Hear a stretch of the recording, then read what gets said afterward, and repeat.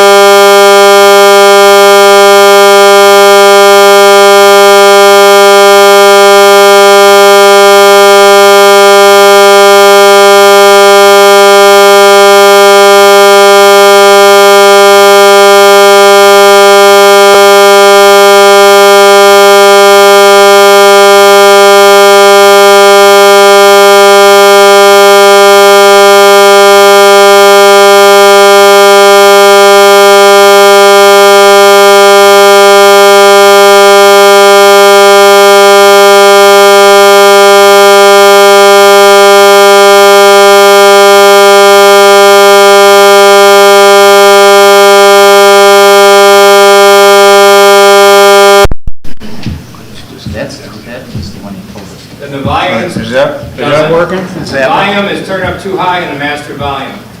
Right at the front of your hand, right there. There you go. down a little bit? Is that better now?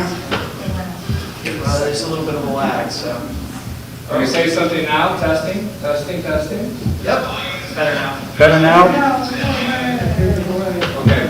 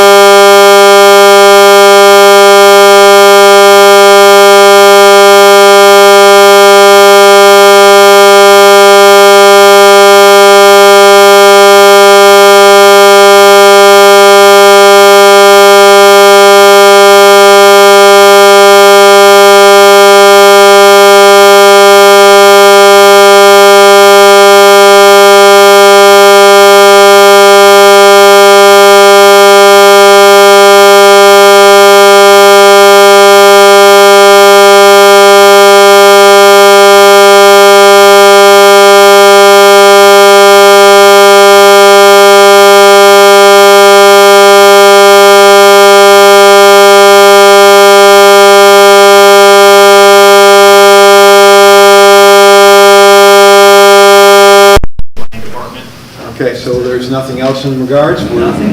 You don't want our Everyone's okay approval? with this then? Okay. Okay, so I think we're Done. set for this. Thank you. Thank you, Katrina. What's that, I'm sorry? We need a vote? We need a motion to forward it on to the plan, back to the So- planning staff. So moved. Second? Second on,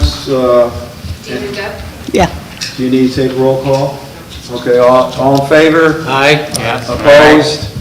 Abstain? Okay, everyone's carried. All right, thank you. All right, so we're, next, we're Village Solar.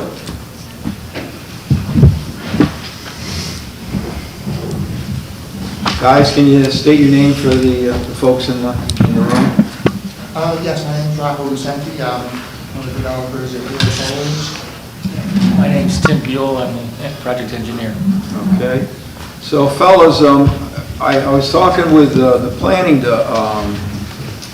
department, and they indicated that they were asking for some items, and some of the items are still, hasn't been forthcoming yet. Is that correct? You're working on those? The only one I'm aware of that we didn't get in that they wanted to correct me if I'm wrong, Don, is some 3D renderings that, are just honestly beyond our capability at this point. We'd have to bring in a separate engineer or a separate firm to get those drawings done.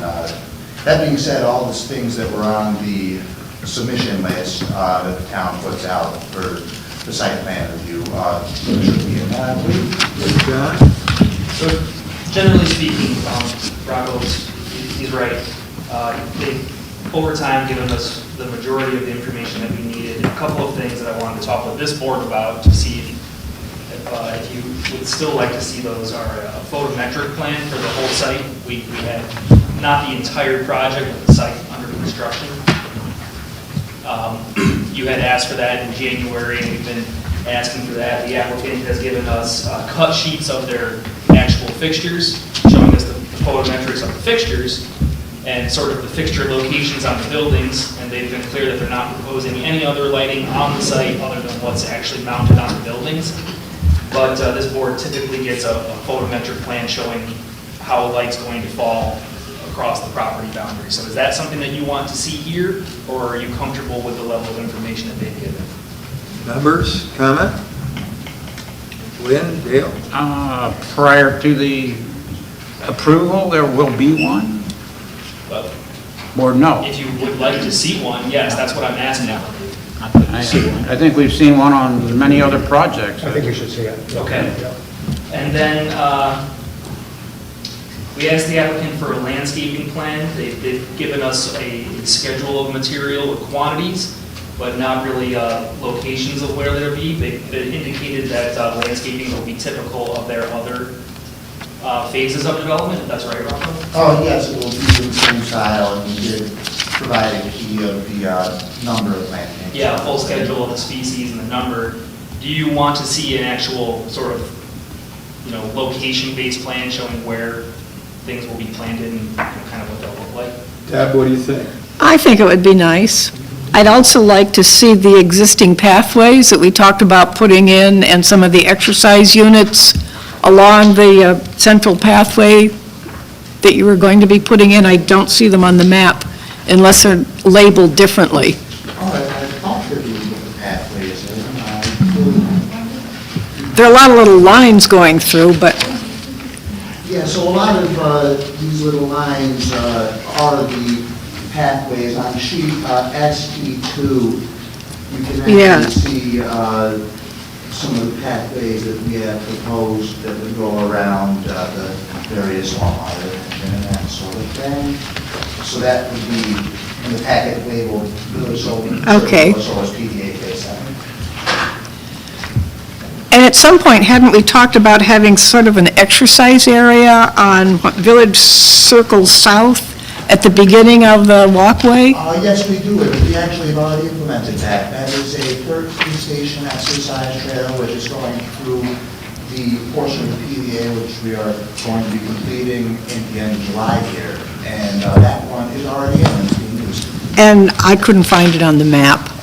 Oh, on the map. I'm sorry. That one is part of the older portion of the project, so I don't believe we had put it in on here, but the Okay. various stations are along the trail.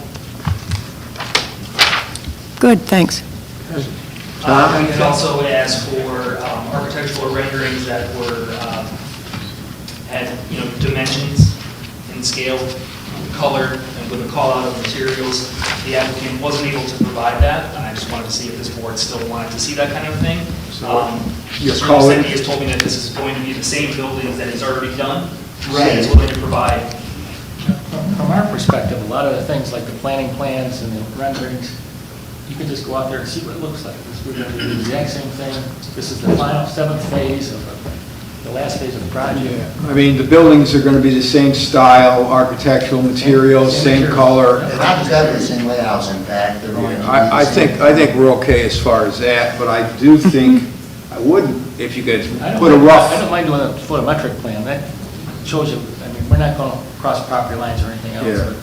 The planning plan, it just, what's that, the planning plan? the planning plan, we're going to do the same thing we've done in the other buildings. Landscaping. Right, so I think that we would like to see a submittal, but not necessarily a drawing. I'd like to see some photographs of some representations in your existing buildings. Okay. I'd like to see some photographs of the exercise station and the pathway. I think that'd be fairly easy for you to accomplish.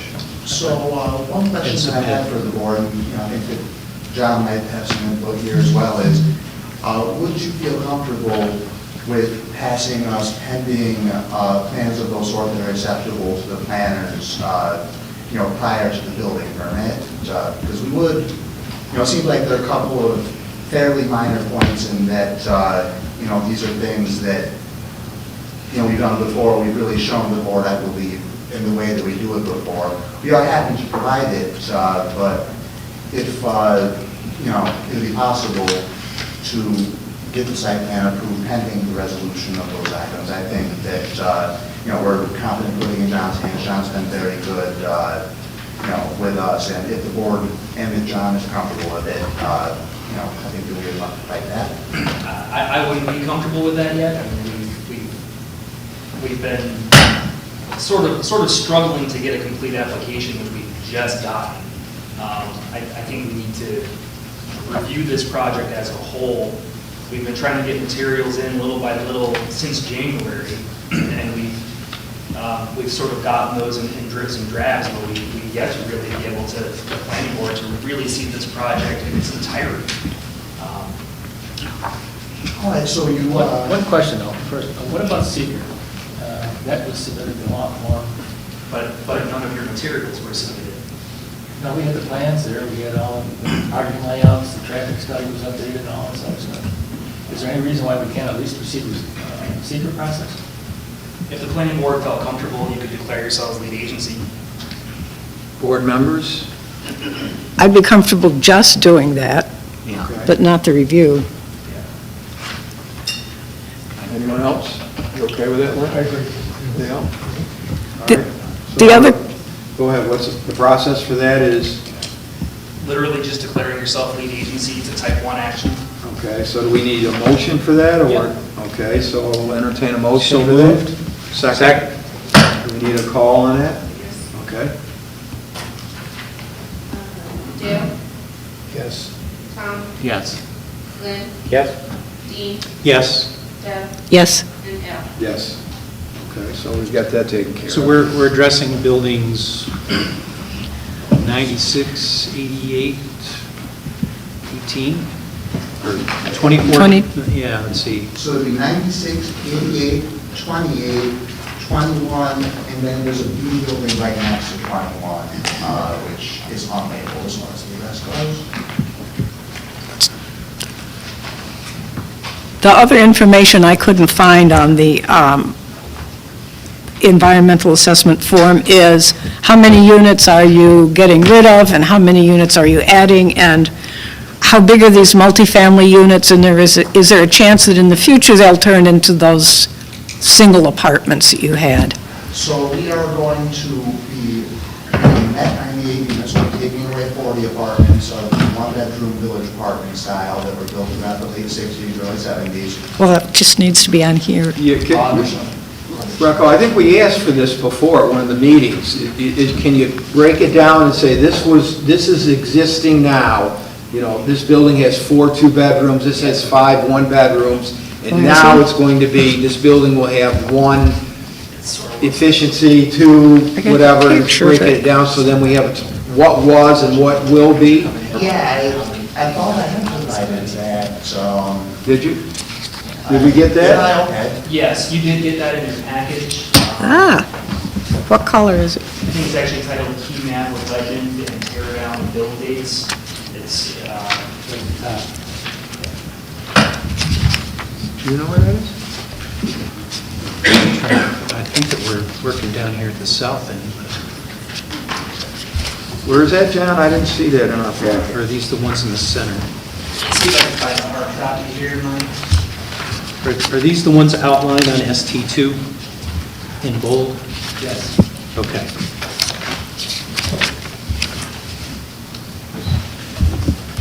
So yeah, I think I would be most concerned with seeing, I'm not sure what's going to happen with future development Yeah. across Village Place to the east. You've got other neighbors to the south, so yeah, seeing Yeah. photometrics would be good. Also, the county is suggesting 2,800 Kelvin, and I see that your fixtures are rated for 3,000, so we're wondering if you have an alternate for 2,800 Kelvin. Yeah, we can definitely look into that. 27. Is it 2,700? Yeah. Yeah, 2,700. Thank you. Tom? Understood, we can definitely look into that.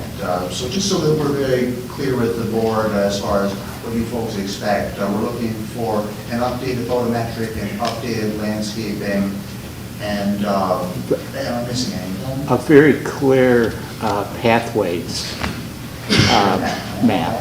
And I think you need to settle with John. Whatever John thinks we need, then, you know, that's what you need to provide. You at least connect with him so there's no miscommunication. So what I'm getting from this conversation tonight is we want to see, to clarify the pathways on the site plan, okay?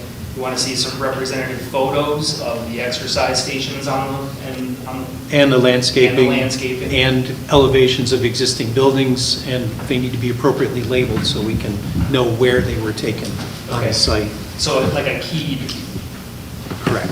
And keyed how many, photographs to a site map.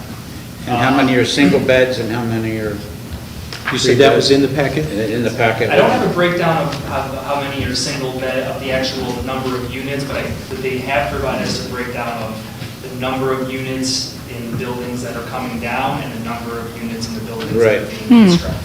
They've given us that information. So those would be buildings coming down. But you'd like to see a breakdown of the, sort of the disposition Well, we of the saw- type number and type of Yeah, units. we saw 3 bedrooms go to 1 bedroom, and markets change, and it'd just be Any interesting. breakdown.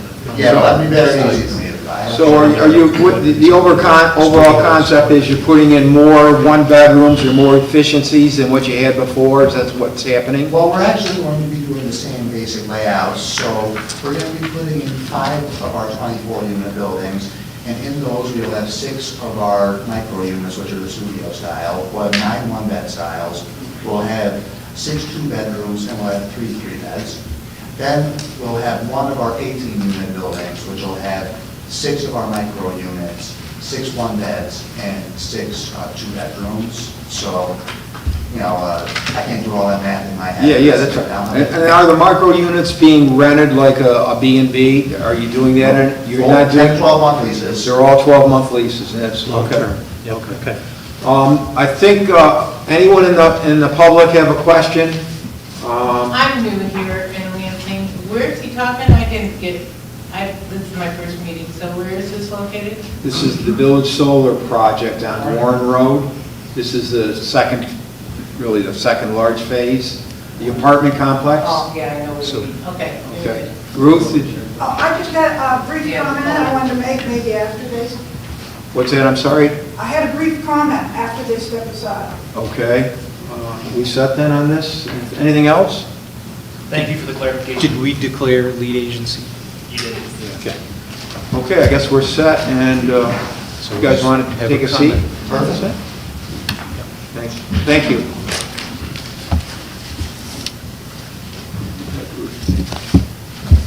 Ruth, just state your name, you would, please. I will. Hi, I'm Ruth Hopkins. I live in Lansing. Okay. As you know, our planned development areas are intended to achieve greater variety of housing for all economic levels. Importantly, the law states that this is to be done in conjunction with the objectives of achieving more usable open space, recreation, and preservation of natural features. And as you prepare, as I see you're doing, to review another PDA request for the Village Solars, I suggest that you pay extra attention to outlining all conditions that are set for the PDA and that you do so in much greater detail than in prior PDAs. Hopefully our town can avoid having a condition called a community building that turns out to be a large leasing office for the owner in a small room with 2 vending machines and a coffee pot. Hopefully we can avoid having a perimeter trail being redefined as short sidewalks from the gravel parking lot to the apartment door. And hopefully we can avoid having a basketball court that turns into a dumpster area with a picnic table next to it. I submit these pictures for your review. My statement. All right, thank you. Thank you. Okay. Board, we all set on Village Solars? Okay. All right, let's move on to Dandy Mart. Dandy Mart reps, you want to proceed?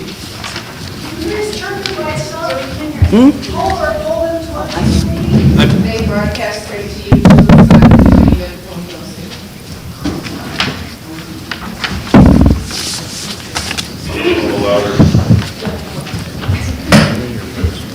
Hi, fellas, can you cite your name for the folks in the audience?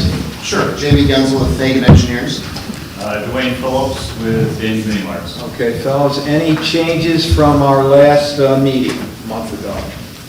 We continue to work on things on the project that were discussed, but there's nothing definitive to what we presented last month. Okay, so we had some concerns, I believe, with the DOT. Were you able to get in touch with them and work with them on sidewalks, curbing, things of that nature?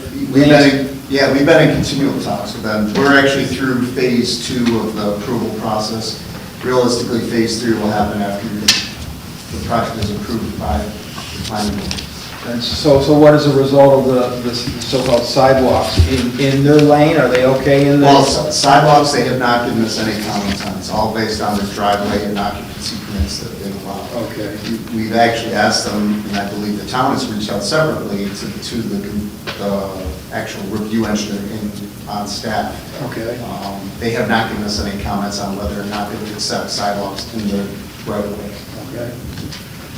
John, you want to? Yeah, I actually did reach out to DOT, and they were fairly elusive with me on that as well, stating that the planning board could require sidewalks, but they didn't answer my specific question about it being in the right of way, so.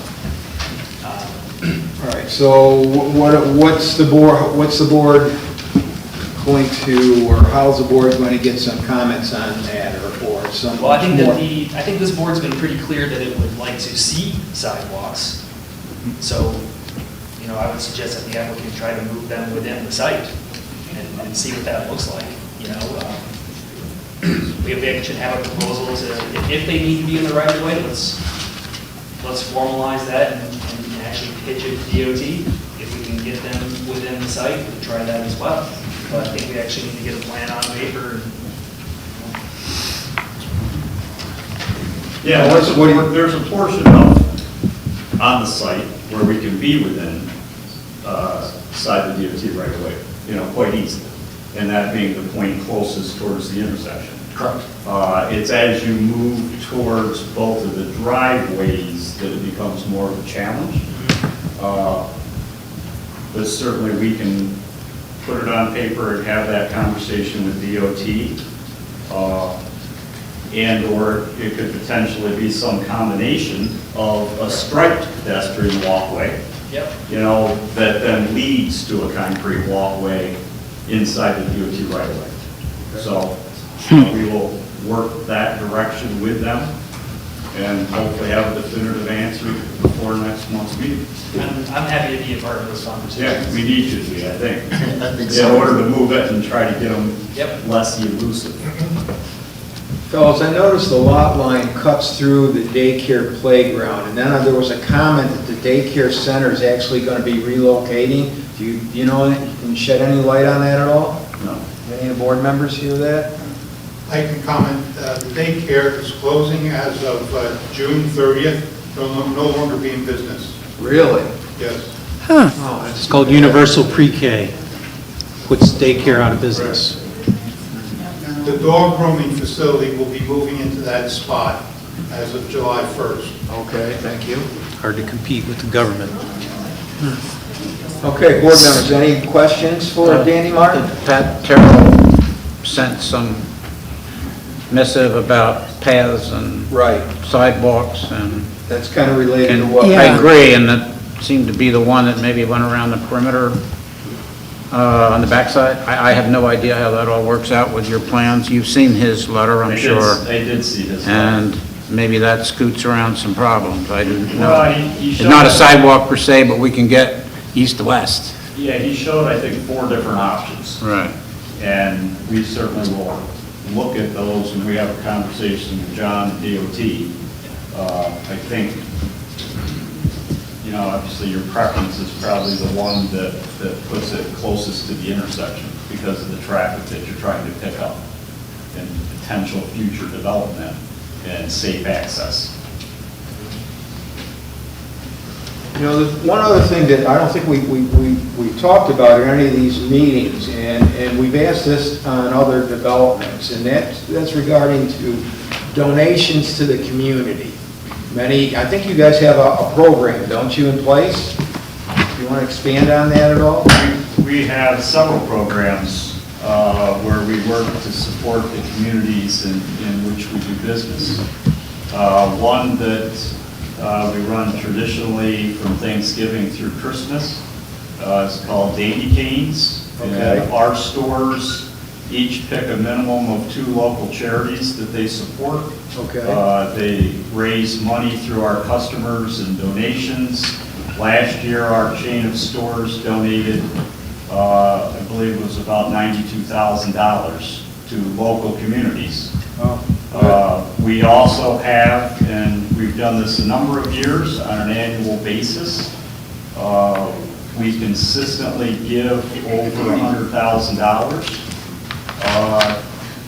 to various organizations that support 2 of our missions. One is that we believe in keeping people moving, so we often give to parks and recreation and trails. I mean, we made a large donation last year to Waverly Glen Park Okay. for their outdoor project. And the other one is that we keep people fed because we are in the food business. And we donate historically, this year I believe our contribution to the Southern Tier Food Bank, as well as Central Pennsylvania and other local food banks. But again, we're trying to push it down to the local communities where we can have the greatest impact. Okay, great. And we're a giving organization that we would not be successful without the support of the communities in which we do business. And we understand that, and that's part of who we are. Great. Board members, any questions? I had a question about, you folks had talked about interacting with Sherry Munson across the street about trying to buffer her house from the exit there. I wonder if you had made any progress on that? We had a first call, Teams meeting with Sherry. John was on it. I believe it was last Thursday afternoon, and we exchanged some ideas that we had. She gave us some feedback.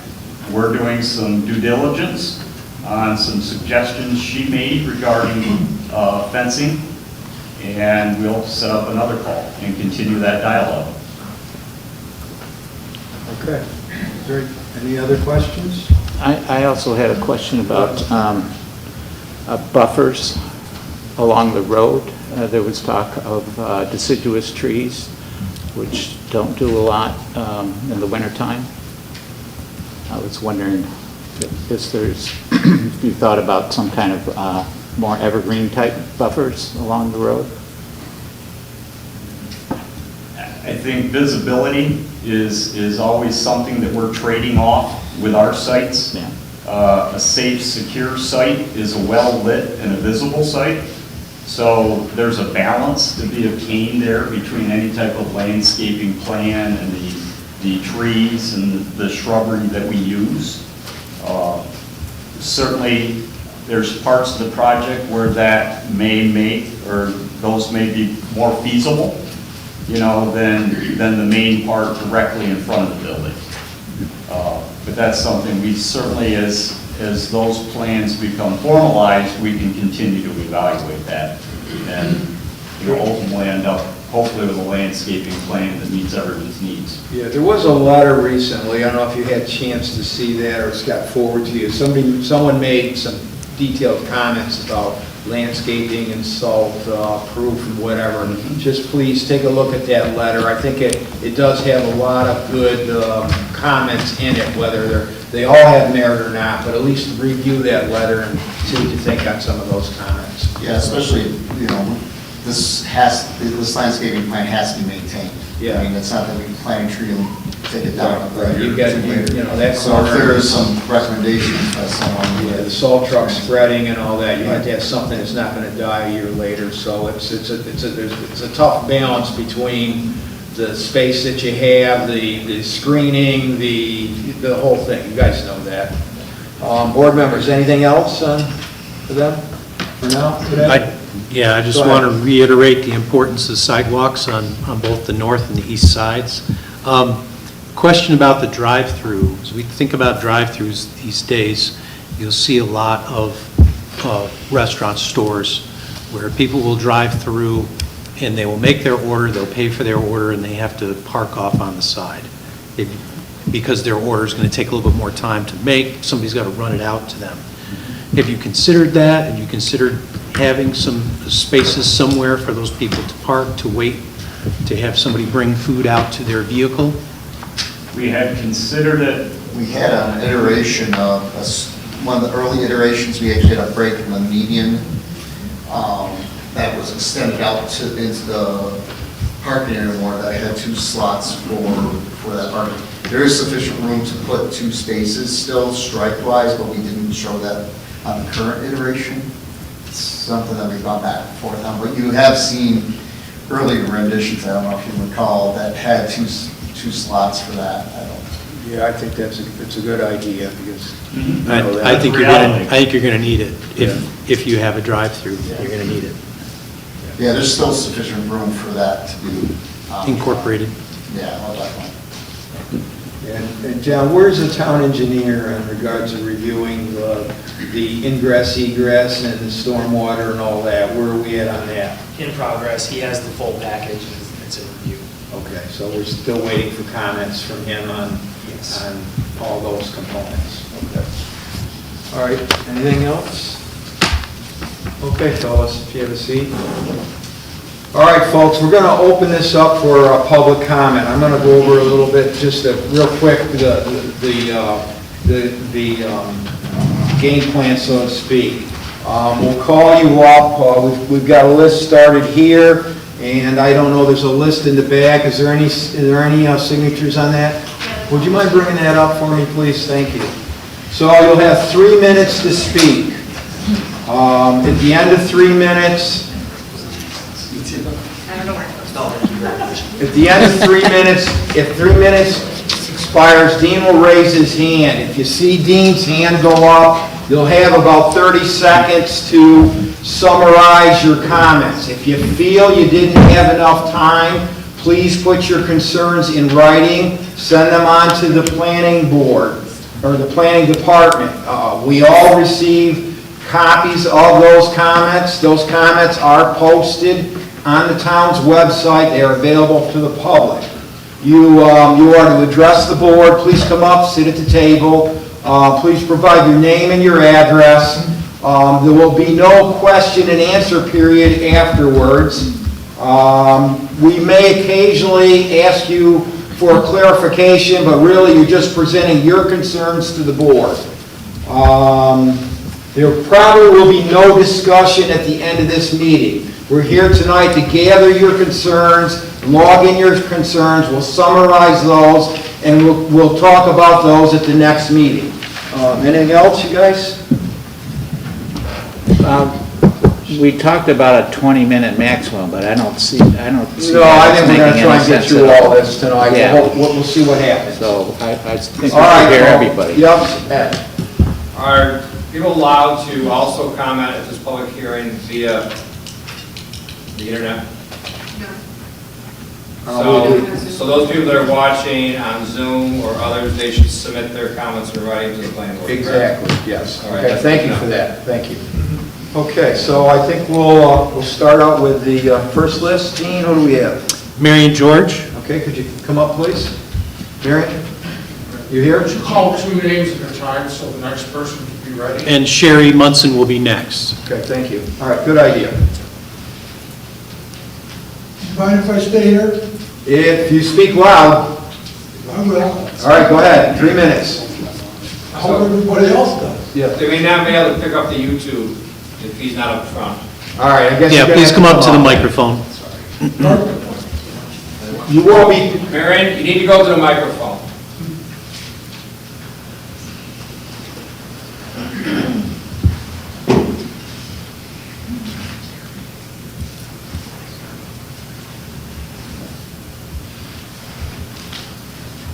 I'm addressing the board and everyone here. Okay. Folks, let us look at the big picture. Our community has been growing at a rapid pace and is going to continue to grow. Lansing recently had 3 convenience stores with gas outlets. Now we only have 1. We currently have 7 vehicle repair shops, 2 ice cream shops, 3 beauty shops, 4 restaurants, 2 grocery stores, all of which create competition. Competition is good for business, and it is good for the consumer, that being all of us, present and not present. We have been working with Dandy Mart for over 4 years. They build with the future in mind. Safety is their #1 priority. Safety equals success.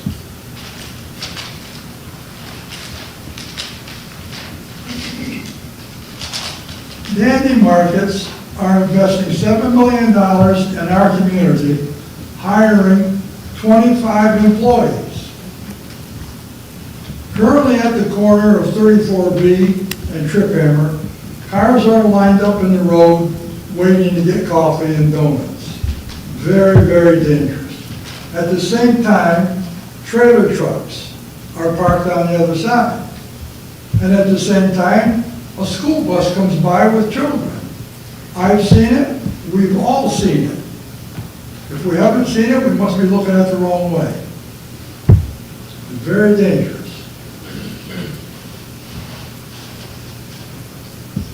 We also see people going through the red lights at a high speed. Our community is in need of another convenience store and gas outlet. Thank you very much. Thank you. Okay, Sherry, you're up, and Larry Hoffman, you're on deck. Thank you. Thank you. Thanks.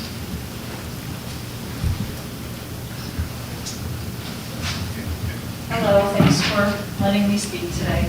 My name is Sherry Munson, and I'm a town of Lansing resident, and I reside at 2065 East Shore Drive. My house is directly across the proposed driveway. Tonight's meeting agenda was to discuss a possible consolidation of several lots near the corner of routes 34 and 34B in order to support a very large convenience store building, drive-through, and gas station with tractor-trailer stalls and parking. We are not in favor of this consolidation or support something as large as this proposed Dandy Mart due to negative impacts on the health, safety, and welfare of town residents and neighboring properties. I've written several emails that highlight the very real health, property, and safety concerns that must be considered first. I'd like to talk about safety, scale, size, and building orientation, which are all major concerns. First of all, yes, there will be development on this corner. We know that. However, this proposed development size is out of character for this area of Lansing, New York. Your definition, 270-3 for the town of Lansing, defines a convenient mini mart as a small commercial activity. Nothing about this proposal is mini or small. In the town's description and definition of the B1 commercial mixed area use, it also states, quote, a small scale retail, commercial, and office, and I put ... because there's a whole paragraph to read. I'd like to talk about safety first. I've lived in that area for 21 years, and before that it was my grandparents' house, so I know what traffic's like. The corner of 34 and 34B is mentioned many times in the comprehensive plan and other important town documents.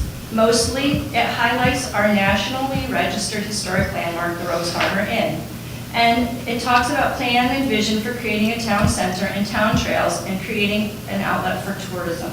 One main thing that stands out is the very real traffic safety problems at this corner. Before any decision is made, we ask the board to require a fully comprehensive traffic study to take place after the main bridge over Salmon Creek is reopened. There are problems with traffic congestion and safety at this corner. And we don't just want a volume count. Size and direction.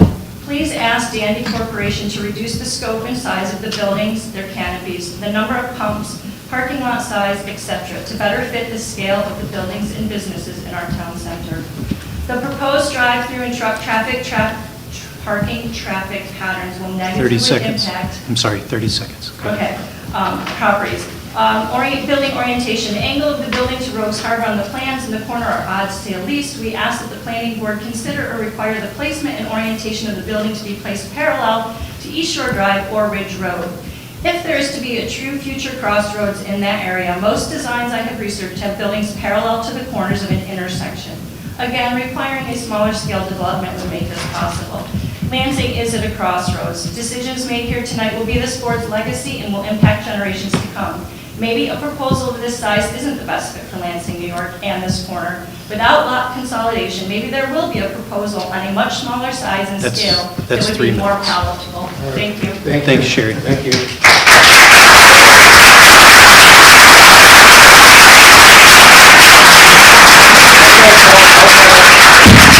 So Larry Hoffman is next, and then Bill Hinderleiter will be after Larry.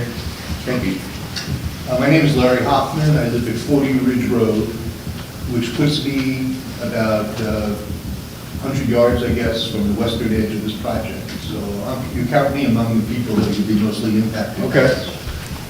I'm very concerned about this because I moved here about 3 years ago. And I make a list of pros and cons. Top of the list of pros was the inn, which is right over here. And it's down the street from my house. I use it when I was shopping for a house. That's where I stayed. When friends and family come to visit, that's where they stay. And it's just a tremendous asset for this community, I thought. Okay. And I was hoping that this community would agree with me and see it the same way, so I could look forward to that being there for a long time and supported by the community. The negative for Lansing, as far as I was concerned, was there's no Lansing. I didn't know where to go to find the middle of Lansing, because there is no middle of Lansing. So when I'm trying to decide whether to move here or not, I thought one way to find out what I can look forward to in the future is to read your comprehensive plan. I moved here in 2019, you wrote that plan in 2018. Okay. I felt I could rely on it. Okay. I'm very disappointed by hearing about this project, and I just learned about it recently. And what's being proposed here is completely incompatible with your comprehensive plan. You featured the inn, you recognize the value of the inn, you called it a cultural resource, and we urged other historic properties to get on the list of the National Register of Historic Places. You promised that you were going to help the businesses that were in Lansing already. As to the town center, you recognized the absence of one and said we should have one. And you said, where are we going to do it? You said, right here. Town hall is here, the library is here, the community center is here, the inn is here. What they're building over there is incompatible with the town center. I think it's just out of place, it's outsized, out of place. And that's all without regard to my particular interest here. Not that I'm going to be as adversely affected that I'm against this. Whatever this was in Lansing, I would be, if I didn't live there, I'll say, I would be as strongly against it as I am. Larry, 30 seconds. I'm done. Okay. Thank you.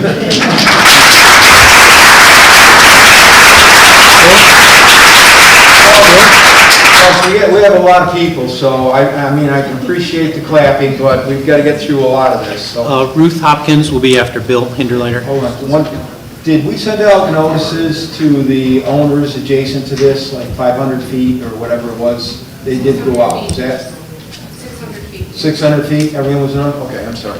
Go ahead. But I don't think a sign was put up in front of it announcing. Two signs. There Two were signs were put up. Okay, yeah, and actually there was, thank you for those signs. They were very good. Okay. Okay, when you're ready, Bill. My name is Bill Hinderleiter. My wife and I live at 255 Drake Road, which is on the same block as the proposed Dandy Mart, just due west downhill. If this construction occurs as designed, from our dining room table, where we eat every meal, we're going to watch the cars and trucks pull in and out all day. At the very least, we would expect these 4 amenities to be included in the construction. One, the light shields on all the lights, directing the light downward. We've lost enough of our nighttime vision. Okay. 2, an 8-foot solid wooden barrier on the west side of the property. 3, I recommend columnar junipers, at least 15-foot height, planted outside the barrier to not only block the view, but to mitigate air pollution. The Ithaca City Forester has advised me that these trees will have the best chance of survival against the saline solution that will be the runoff from the parking lot. And I would like to see a requirement that the trucks and automobiles, when they stop, will be asked to turn off their motors and not be left idling. I've lived in this site for 48 years and have grown up watching the truck density increase from 400 trucks a season to over 800, I believe now that it is. And in the mornings when you get up and you go out on our front porch, the air is heavy from the pollution of the idling trucks waiting to get into the Carl South line. I imagine it would be the same up in the corner around Rhodes Harbor, where the Dandy Mart would be.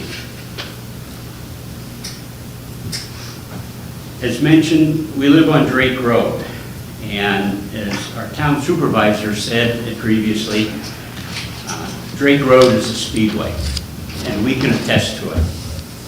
Cars race down the road in an effort to beat the trucks and school buses at the intersection. It's only going to become worse with a major gas station at the intersection. 30 seconds, Bill.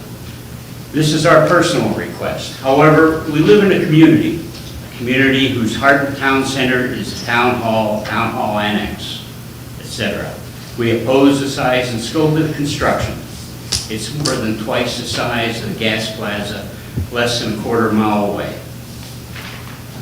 If Lansing is to be the welcoming center of the East Wine Trail, a gas station at the beginning of the trail is understood, but certainly not a truck and car stop the size of which is proposed.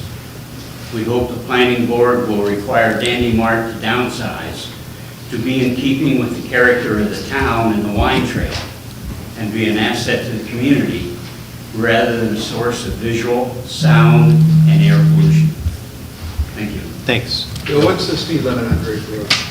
45. Ruth? Thank you. Ruth Hopkins is next, and then Jen Mikowski. So after Ruth is Jen Mikowski, and then Thanks, Jen. Eileen Stout.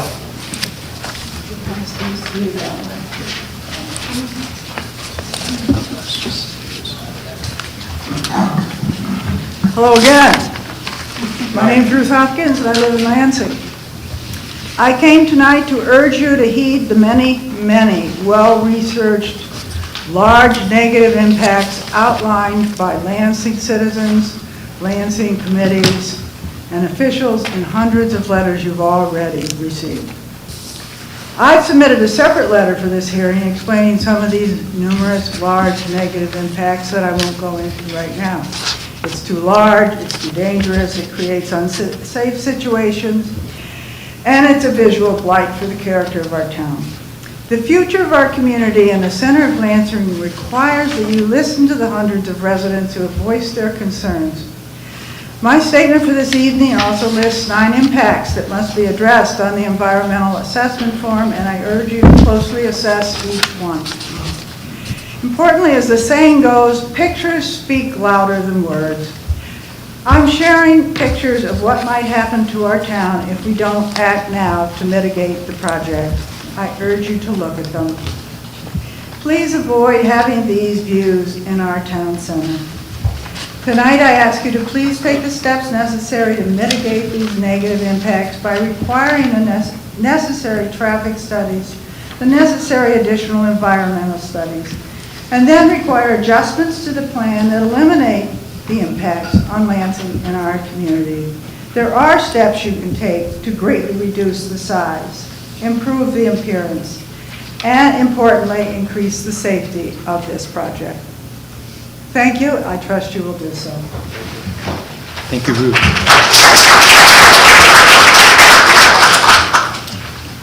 Hi, I'm Jennifer Mikowski. I live in Lansing at 90 Bower Road. Lansing deserves a town center and a corner that will meet the standards of Lansing's 2018 comprehensive plan. The 2018 comprehensive plan calls for the town to, quote, welcome economic opportunities that do not sacrifice the character of the community, and calls for, quote, business and industry that preserves the rural character and look of the community while capitalizing on community strengths, and, quote, business and industry that utilizes high quality and attractive building and landscape designs that incorporate and enhance the surrounding areas, look and feel. And, quote, business and industry that fills a unique niche within the Finger Lakes region. The proposed Dandy Mart meets none of these standards. The proposed Dandy Mart sacrifices the character of the community by competing with our local businesses, Lansing Market, Lansing Pizza, the Sub Shop. The proposed Dandy Mart will not enhance the surrounding area's look and feel. The proposed Dandy Mart will be an eyesore for this iconic Lansing corner. A well-lit, visible site will be an eyesore for this, our community. I have not seen also the situation at 34 and Triphammer that has been described. I have not seen lines of semi-trucks lining up for a gas station, and I do drive there often. I do drive during the school bus times. And yes, I do not see that, what was described, this terrible situation. I do not see that, and I am driving in this community. The proposed Dandy Mart does not fill a unique niche within the Finger Lakes region. We have Marabato, we have Lansing Market, we have Lansing Pizza, we have the Sub Shop. We do not need the proposed Dandy Mart. We do not want the proposed Dandy Mart. Please honor the 2018 comprehensive plan. Please say no to this proposed Dandy Mart. Thank you.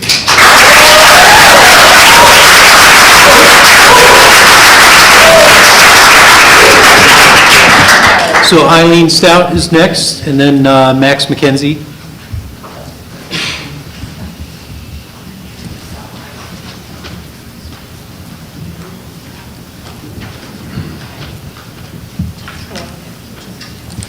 My name is Eileen Stout. I've been a Lansing resident for 33 years and owner of the Rogues Harbor Inn for 31 years.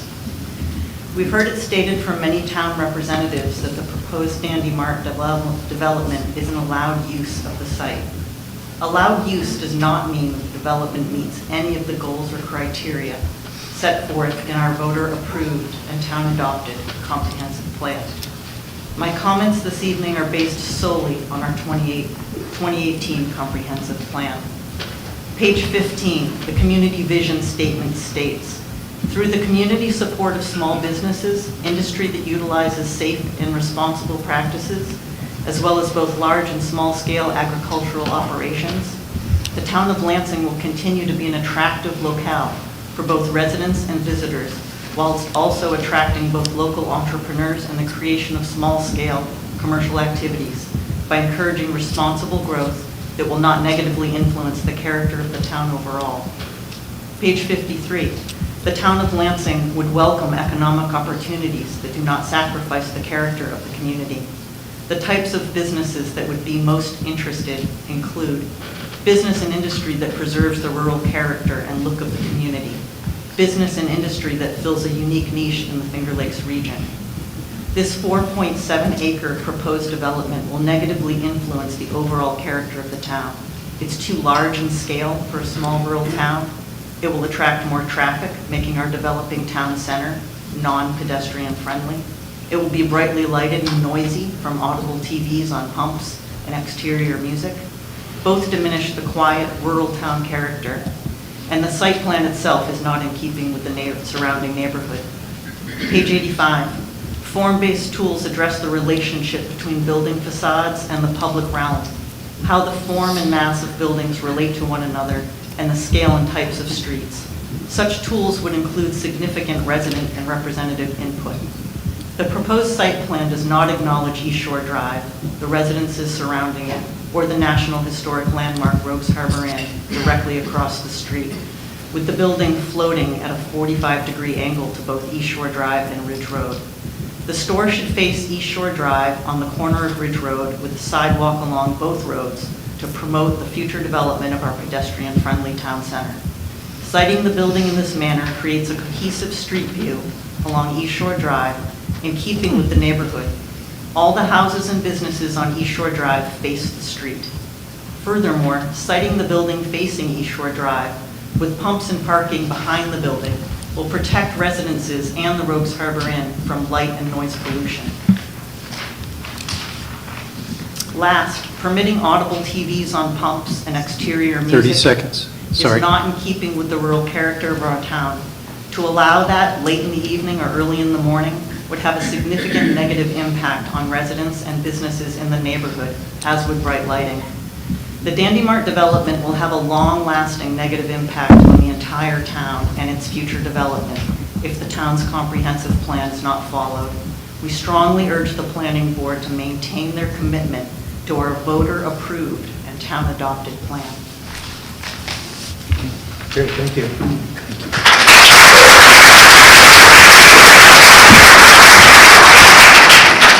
So Max McKenzie is next, and then Clifford Babson is after Max. Thank you. My name is Max McKenzie, and I've lived in Lansing for most of my life.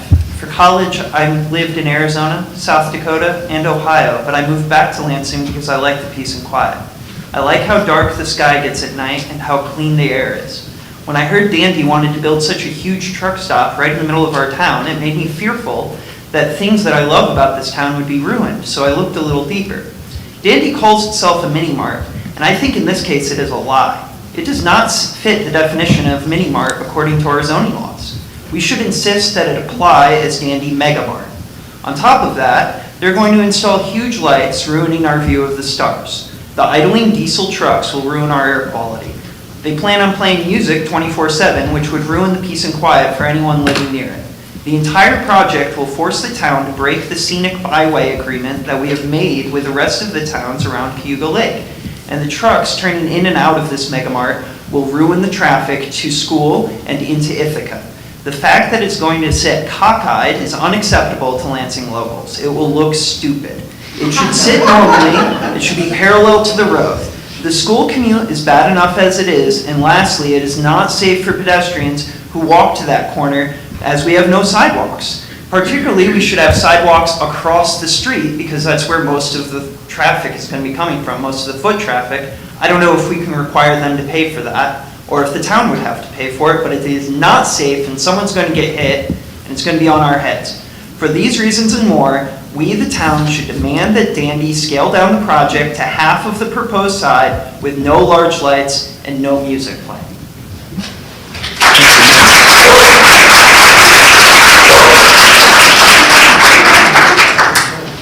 So after Clifford, Mark Booth is up.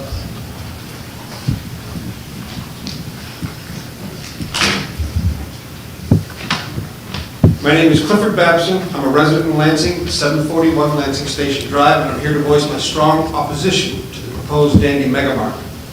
At the last meeting, I kept hearing the phrase allowed use. Then in a recent conversation with our esteemed town supervisor, it came up again, and I mentioned that allowed use isn't the most visionary guiding principle. I was assured that the town does indeed have a vision in the form of a comprehensive plan, and was told that the use is allowed under the plan. Having read every word of the plan, I respectfully disagree. The proposal is in complete opposition to the plan in every single aspect and detail, and violates not only the intent, but the explicit provisions of the plan.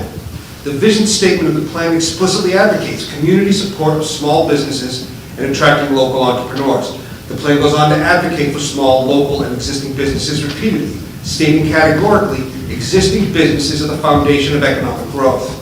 Dandy is neither small nor local. They will compete directly with several existing local small businesses and have a direct and dire negative impact on most, if not all, the local small existing businesses. The plan addresses that intersection specifically. Quote, "This area is the face of the town, and all efforts should be made to create a welcoming and attractive area that includes compatible architecture, trees, paths, etc. This location is a prime area for the use of form-based planning, unquote. I would argue that 4.7 acres of pavement with glaring white lights, idling diesel, exterior PA music and pump TV blaring from a building sited cockeyed to the corner, not for the sake of compatible architecture, but to maximize every square foot of revenue generating potential for this large, non-local business, is not nearly compliant with any of the explicitly stated tenets of the plan, the vision of our town. This intersection is identified specifically as a prime area for form-based planning. Again, I quote, "Form-based tools address the relationship between building facades and the public realm, how the form and mass of the buildings relate to each other, and the streets within a specific zone. These tools include significant and representative input from residents. Traditional zoning practices regulate by focusing on allowed use. Form-based tools address quality of life issues, and significant public input ensures that the impacted community is getting what it desires," unquote. So the comprehensive plan, that is the stated vision of the town, specifically recommends against the tired allowed use criteria and recommends that the town listen to the residents to ensure that developments are aligned with community desires. 30 seconds. Allowed use is the basis for every strip club, adult bookstore, free needle clinic, and hazardous waste transfer station ever constructed. It's a sad, pathetic excuse of a guiding principle under any circumstances, but in the presence of a comprehensive plan that specifically recommends against it, it's not only pathetic, it's indefensible. Also from the plan, 78% of the Lansing population want the town to support small local businesses. 48% of the town believe that intersection is already unsafe. That's 3 84% minutes. support protecting historical sites and structures like the Rogues Harbor Inn. The proposed Dandy Mart is in direct opposition to the comprehensive plan and desires of the town. Only a proposal that's fully compliant with the comprehensive plan is acceptable. Thank you.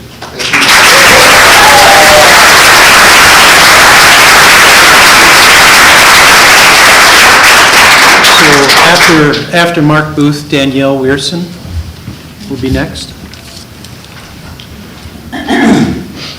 Hi, my name's Mark Booth. I live right across the street, right next to the Lansing Funeral Home with my wife Diane Booth. We've both lived here for 36 years.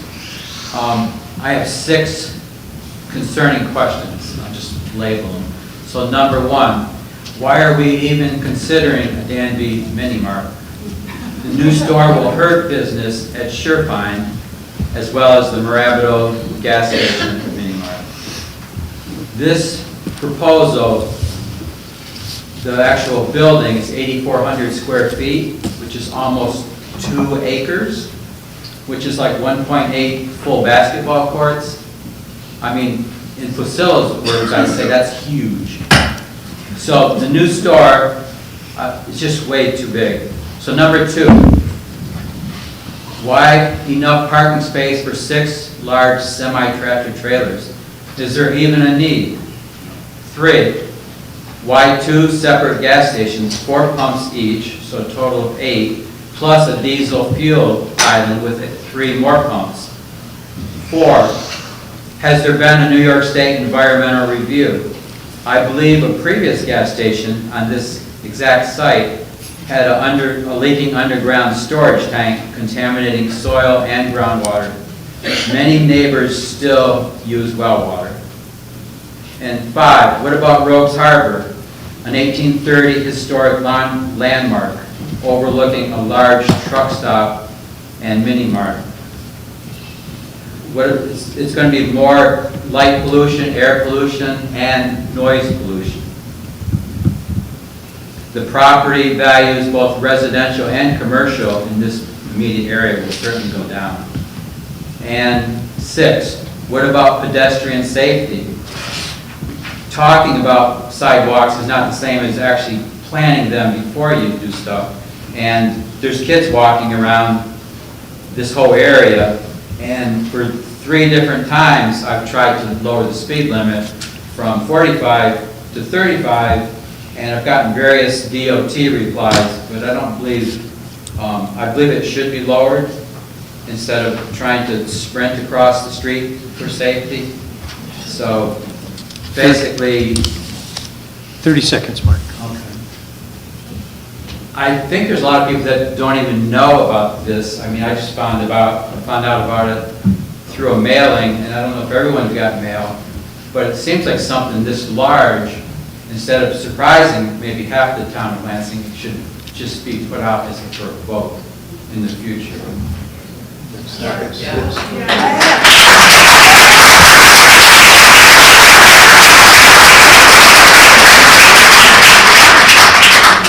Mark, I'll just make a comment that's not legally possible. There are the rules, there are laws, there's standards, there's procedures, and we may agree with you as far as the board members are concerned, but we have to adhere to what's legal, and that's not even a possibility.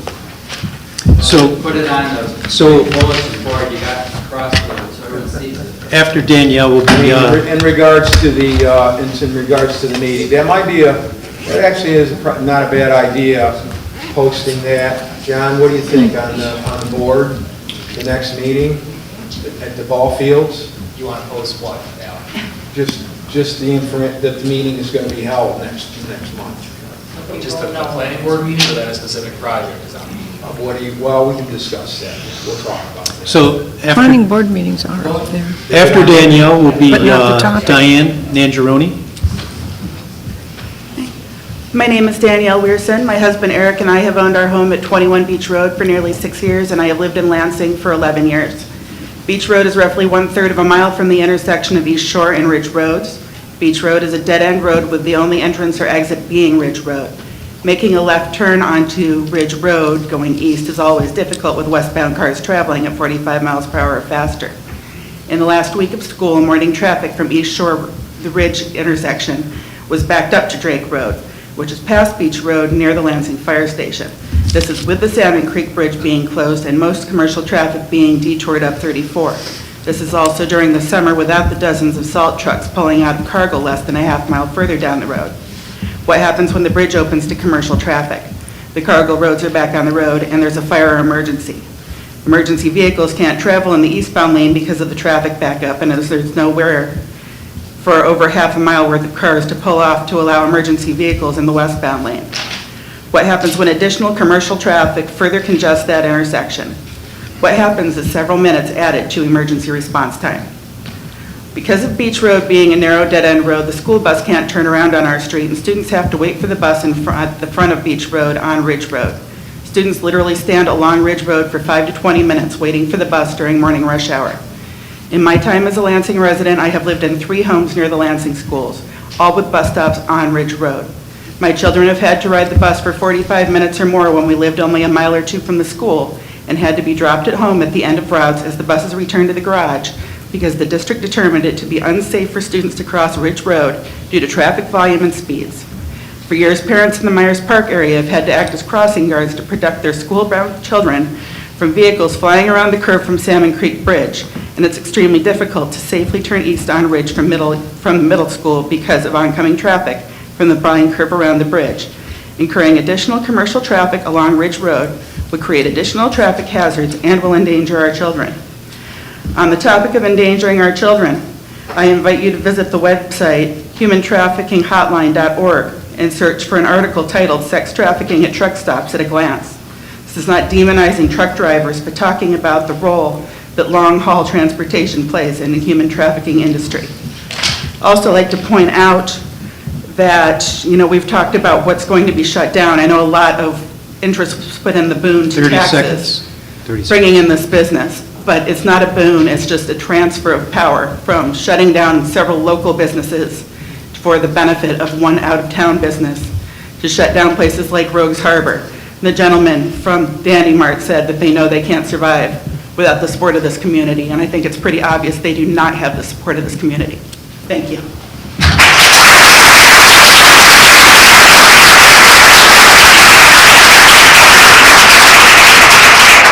So Diane Nangeroni is next, and then Linda Durham.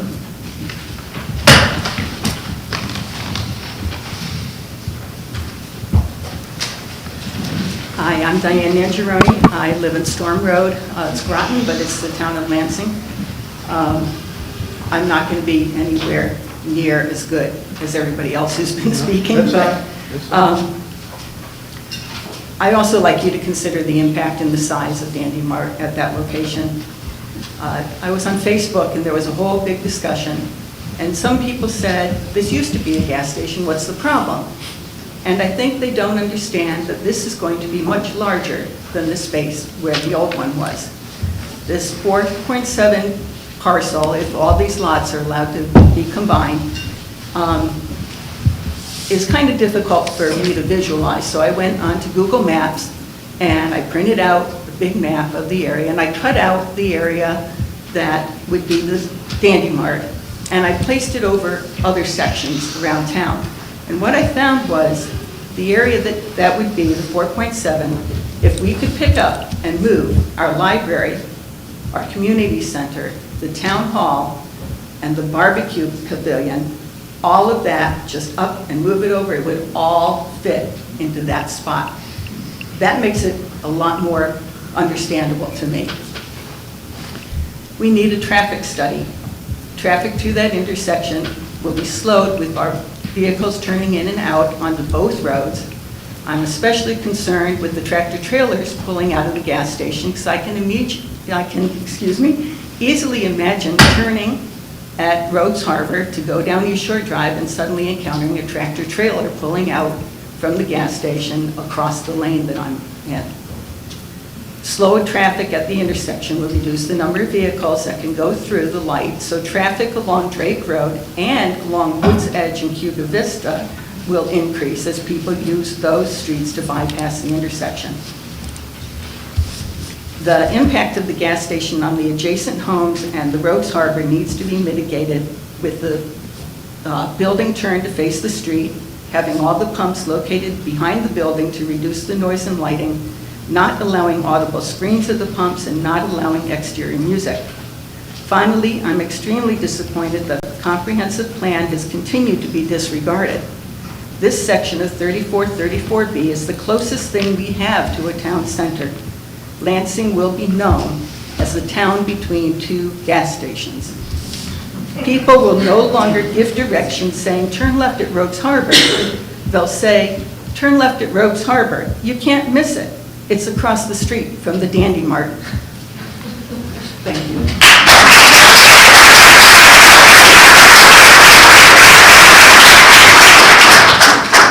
Linda Durham is next, and then Rachel Bean.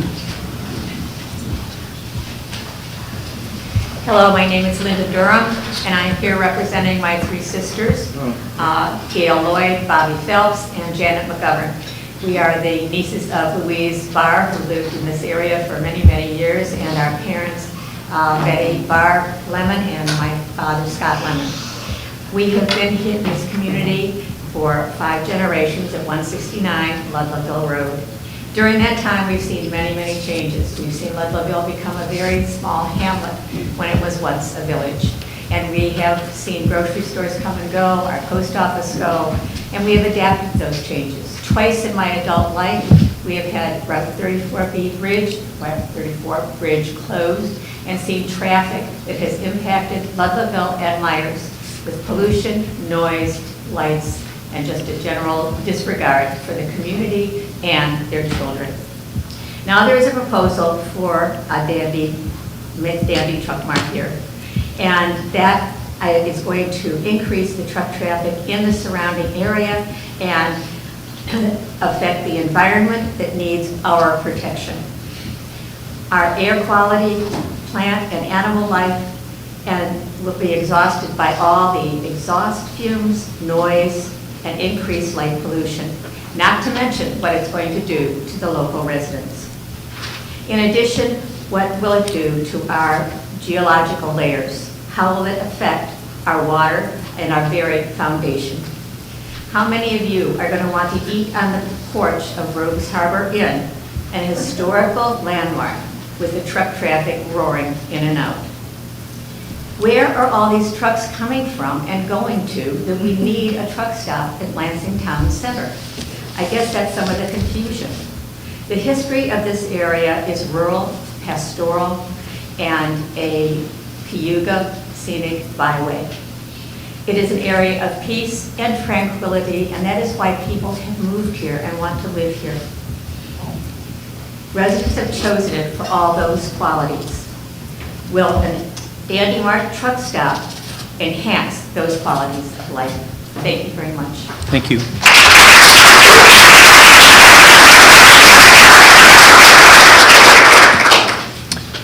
Greg and Kristen Bartholomew after Rachel. Good evening, I'm Rachel Bean. I'm a long time, I thought, 17-year resident of Lansing. Obviously there's other people who've been for a lot longer, you've heard from tonight. So, put plainly, if approved, the Dandy truck stop puts Lansing starkly at odds with the unprecedented opportunity laid out in our comprehensive plan to leverage its natural resources, the scenic byway, and our rural character for successful future growth and development. The Lansing Comprehensive Plan, as we've heard, articulates our formal vision for the town. It followed a careful, community-led process that took over a year.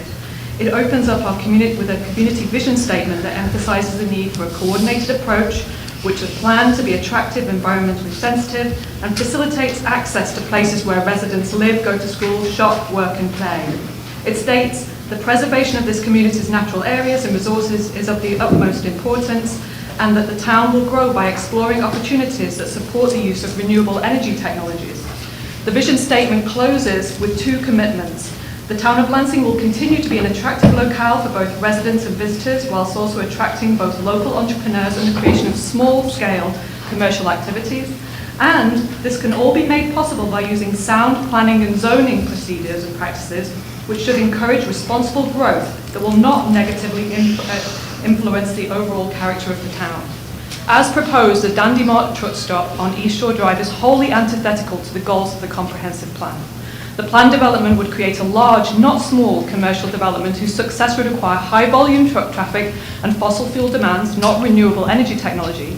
It would dramatically increase noise, light, and exhaust pollution, which would be most felt acutely by the town centre residents, business owners, and their local customers, that we hope the town will grow.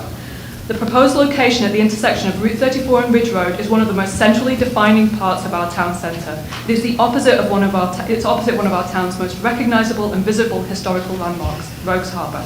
The town and planning board should take great care in considering what type of development is done at this site. A massive truck stop should not be it. There is no obvious unmet local need that this truck stop will serve. Lansing already has a substantial gas station and mini-mart that serves trucks just up the road, less than 1 mile away. The Dandy development would only cannibalise on our current local businesses.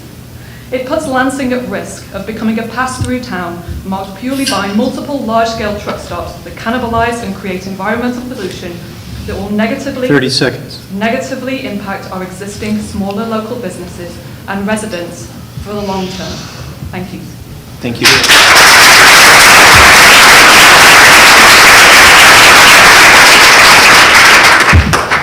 So after Greg, Carolyn, and Mickey Richards. You can pass on them. We actually didn't realize we were signing up to speak, so. Okay, so after that would be Danny Pace. Go ahead.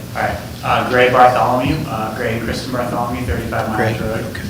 I have no prepared remarks. I think everyone who's been up here before me has articulated the concerns of the community very well. But I'd like to reiterate, if this is an allowed use and we have to move forward with it, we need to do a pollution study. We need to do a traffic study, and we need to figure out the lake pollution. It's going to affect those small businesses that are all in the area already. Lansing Pizzeria, Lake Breeze. It's going to affect Rogues Harbor and people enjoying their meals on the porch. And it's going to affect the residents that live in that area. And they're going to have to listen to the noise.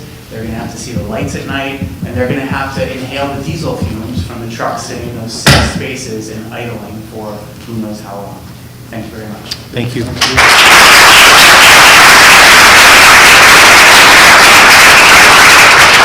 So Danny Pace, Sarah Lounsbury will be next.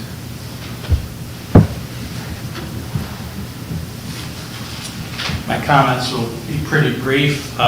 Basically, what I want to say is I'm for the project here. It seems like I'm the only one. The reason I'm saying that is we lost Milton Station here a couple of years ago, and I've been involved with that for almost 20 years now. The assessed value on that property right now would probably be close to $500 million if it was still operating. Lansing is getting crushed with property taxes. I was also wanted to bring up I was the owner of a business here in Lansing for 30 years. I've been a 45-year resident. I live on Buck Road. 30 years ago in this building here, I was put down with all these same concerns, and I'm not a Dandy Mart. I don't have their money. It was my wife and I, and all these same concerns were put out to destroy me and my wife and bankrupt us. We had people, see these people here? There was probably 20 times the people. That night, the meeting started at 6:30, we got out of here at midnight. Okay, so I want to bring another perspective to this, because there's tax things, a lot of things with the right to do what you want with property, but I was wrong here years ago. But the same concerns that I'm hearing here were voiced against me and tried to bankrupt me. That's what it was all about back then. I also want to add, at the same time when that was going on, I don't know how long these people have lived here. I've been here a long time. I've seen how Lansing's changed. We have where Marabito's is. That used to be the Extra Mart. The Extra Mart had the same type of meetings here, and everybody was against it. Same concern. There is nothing different 30 years later, okay? Isn't it amazing how that is in center now, and everybody's adapted to what that business is doing? Now, in conclusion, what I would like to say is I hope the people at Dandy Mart and people in the community respecting what they're saying in the town board, you're going to come up to an agreement. I've heard that Dandy Mart has a very good reputation out there in the industry, okay? That you put it together and they build a place that it's going to be done the right way. That's all I say. And that's my last comment. Thank you. I'm just trying to draw an analogy from 30 years ago to today, and in relation to tax revenue and losing Milliken Station. I mean, if we had that, our tax bills would be a lot lower here. All right. Danny, what was your business? I own Hickory Hollow Golf Range and Pro Shop over on Waterwagon. Thank you. Yep. Thanks. Okay.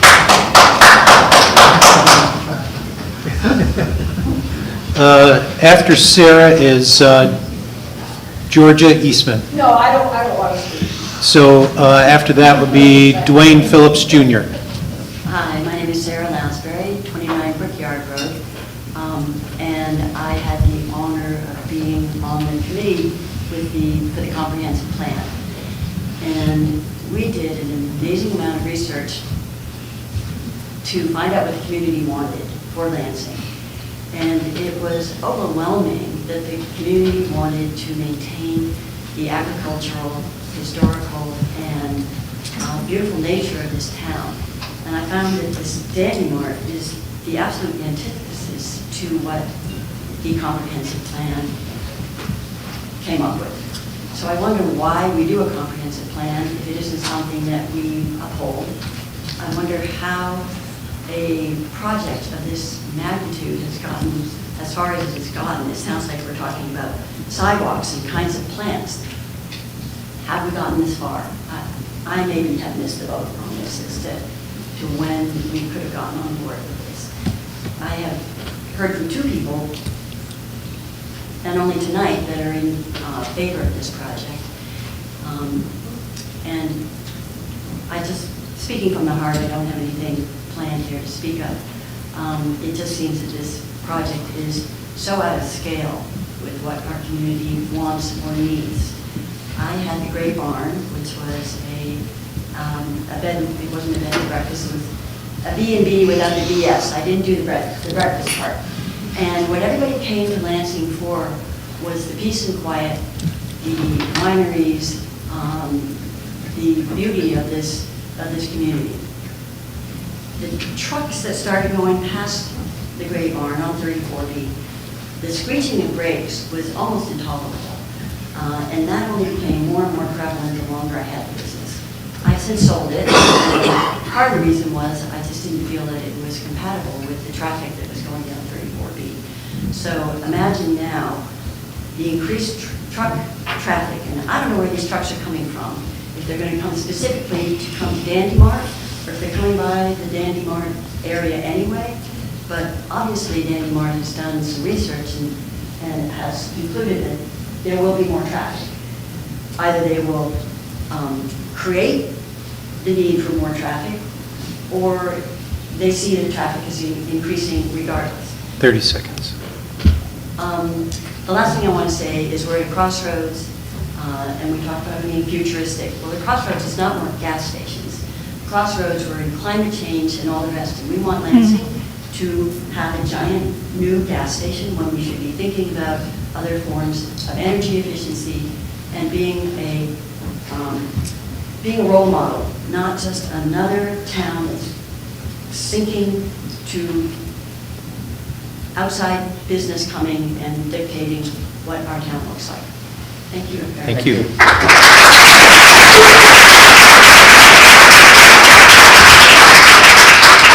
So Dwayne Phillips Jr., then Vicky and Jeff Holden. Doesn't look like Dwayne is here. Vicky or Jeff?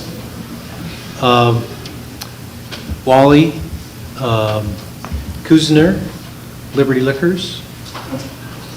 Come on up. They're not here either. First, since I don't know if I'm going to see you again, I want to thank you for support Liberty Liquors Festival.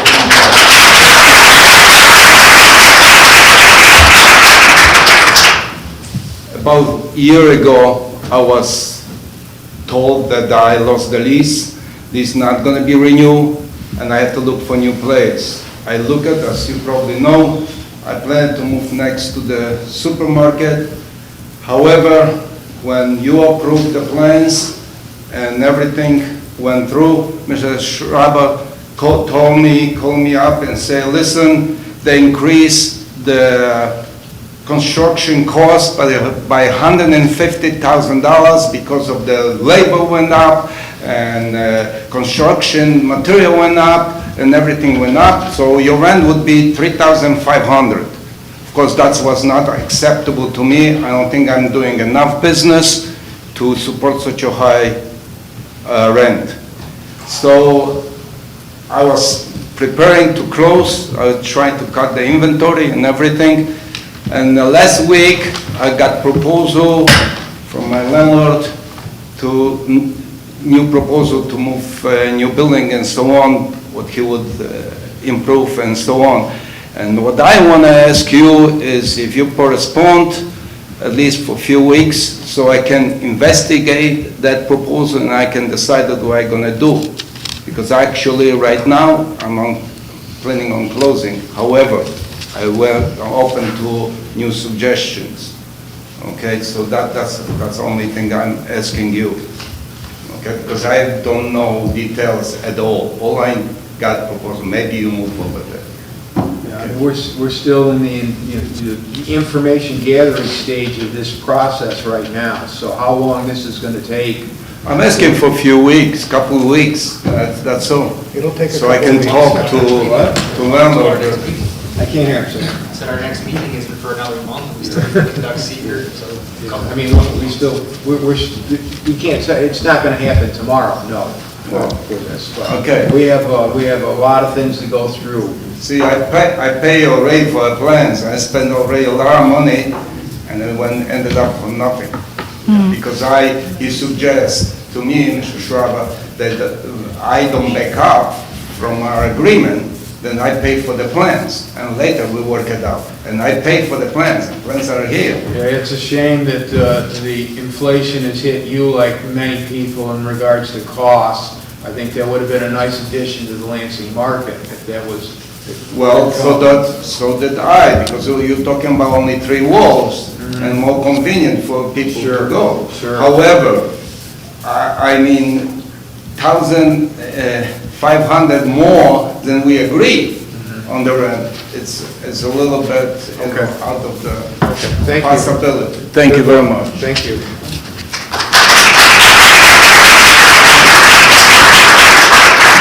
So Gina Miller would be next, and then Mila, and I can't read the last name. Mila here, or Gina. Larry Cathles. Come on up, Larry. And then after Larry will be Mary Sullivan.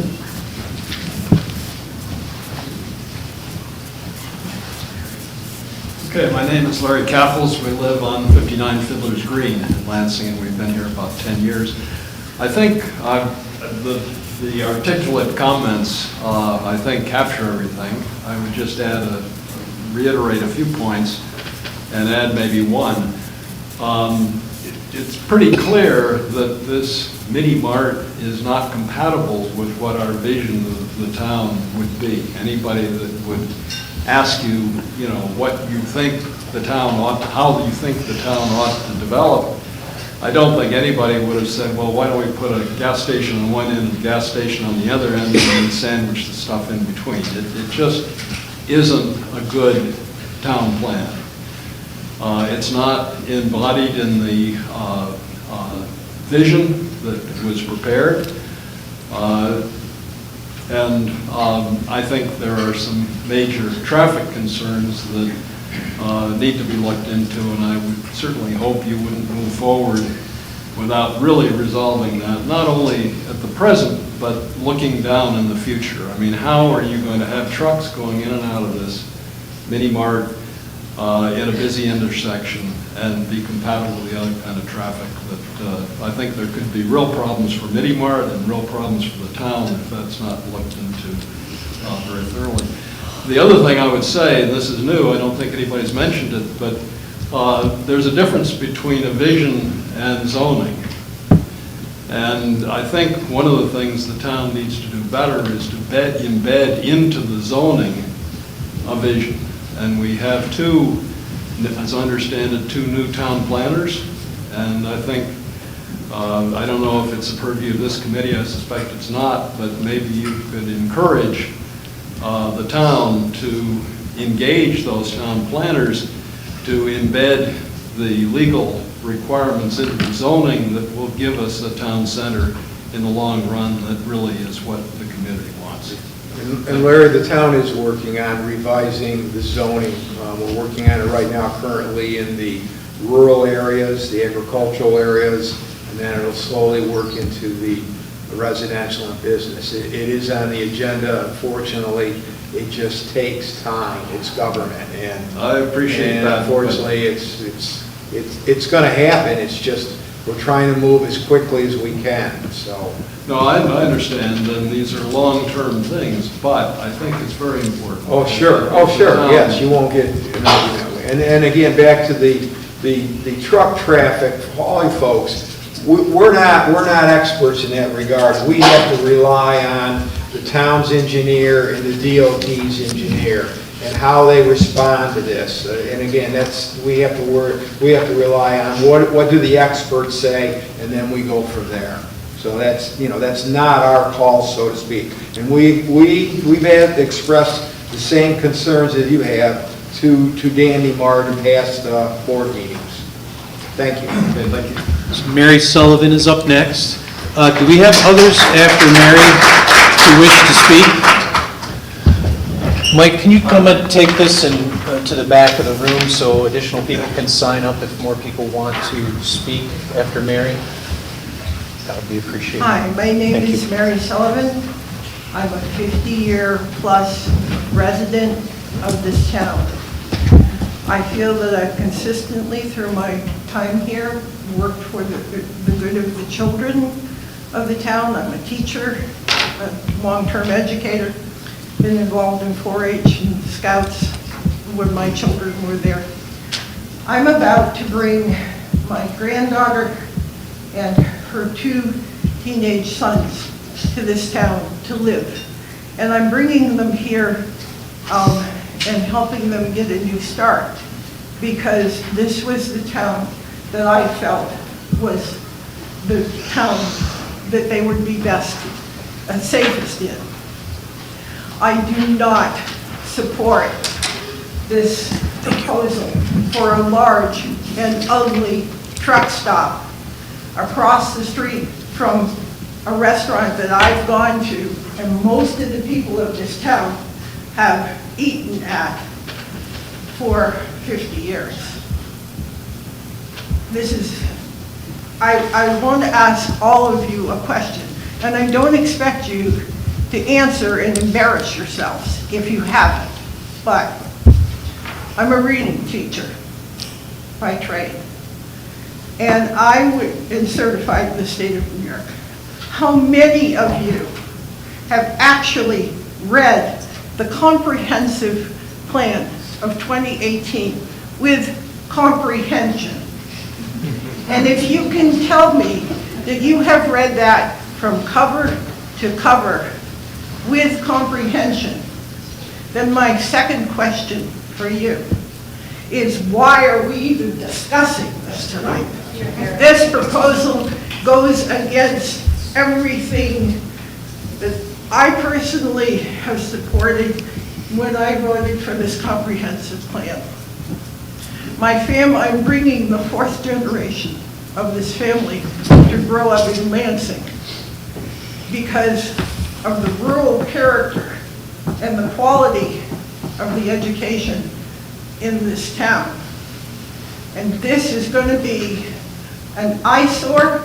It will be a higher crime rate. If you have to have that much lighting at a site, 30 seconds. it means you're afraid of the crime rate. And I don't want something that looks like an airport runway across from my favorite eating spot. And I know that's selfish, but that's how I feel.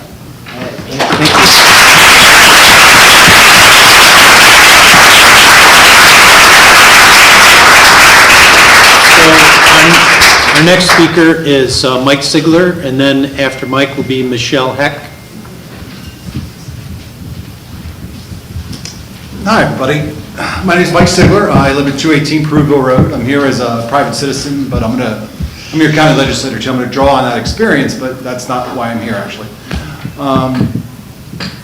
So when I first saw this plan come forward, it wasn't even the size. I'll get to the size in a second. I just didn't see how the traffic was going to be able to get in and out of this site. Just the two driveways seem awful close to where the light is. So I know that they're talking to DOT. It just seems to me that that's kind of the ballgame. DOT, I would have thought that would have been like the first thing, not the last thing. I'm looking at that going, you've got a creek there. Dry creek sometimes, but still it's right there. I just don't see it. Now, getting to the size, it's big. Listen, I drive a lot. I've been to a lot of Dandy Mini Marts. The one in McGraw is small. The one down in Ithaca at Pete's is not that huge either, even though they take some truck traffic. Now, granted, those were existing sites. But I'm even talking about new Dandy Mini Mart sites, like the one in Horseheads on Route 14. That takes truck traffic too, but it just, I don't know.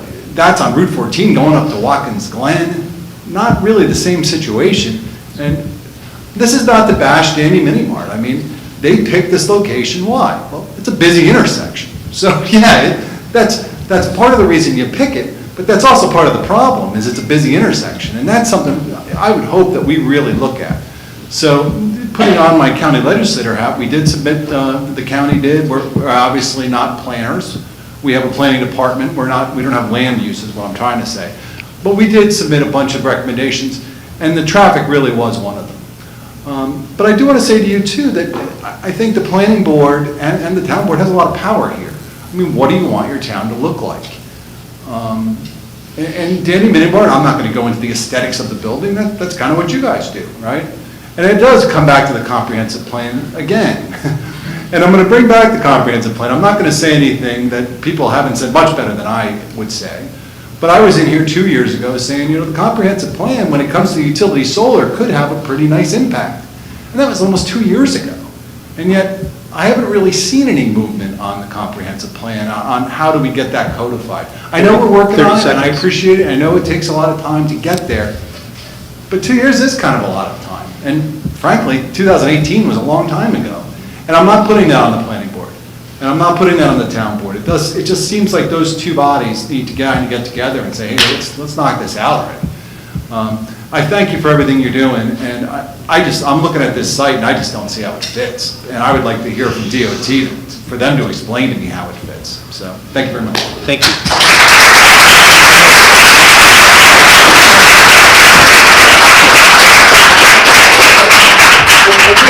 make one comment on this. I'm trying to refrain not to make a comment, but I think this one is important. Mike, the planning board does not have a lot of power, unfortunately. I mean, our power is not limitless. There are rules, regulations, standards, laws, procedures that we have to adhere to. So our power is defined. There is boundary lines on our power, unfortunately. I mean, sure, we would love to have more power, but we can only do what's legally available to us on this project. I'm sorry, go ahead. So after Michelle will be Bobby Weaver. Great, hi, thank you. Hi. I want to second all the really insightful and thoughtful comments that have been made by the people in the community tonight speaking out against this proposition. I wanted to make 3 points. Number one, with regards to the gentleman who spoke in favor of the project, saying that the same concerns were raised by residents 30 years ago, I want to say that I think it's actually quite amazing that the same concerns have been preserved for 30 years because it shows just how important these things are to the people who live in this community. The second thing I want to mention is that if you go anywhere in downtown Ithaca, there's a good chance that you have seen signs for Bike Walk Tompkins. And this is a major initiative to increase the accessibility of cycling and the use of bicycles in our community. The town center of Lansing connects two parts of Lansing, the north part of Lansing and the south part of Lansing. And this is already a treacherous intersection for experienced cyclists, let alone children who are learning how to use bicycles and ride to school. My sons are part of the Boy Scout Troop 48, where we meet in the community center and we teach the boys bicycling safety, leaving that community center, going down 34B and turning right on Conlin Road.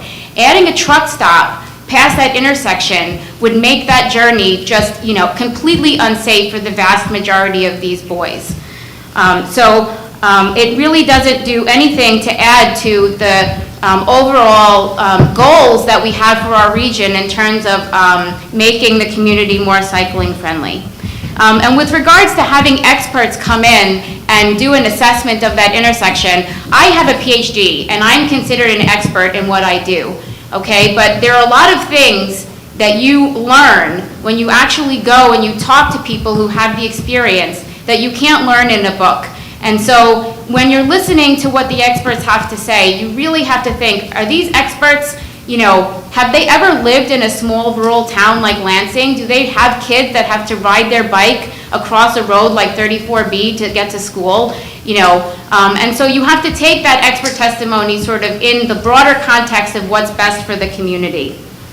And finally, for my job at Cornell University, I travel to California's wine country. And the wine country in California, it's like a paradise on earth, okay? It's just farmland after farmland. And you know what you don't see in Sonoma County? Large gas stations with mini marts. They're all small, mom and pop shops, tiny supermarkets, places where you go and everyone knows everybody else. It's all local businesses, and this proposition is not within the character of our community. It's not safe for our children, it won't promote cycling, and it will only increase pollution. Thank you.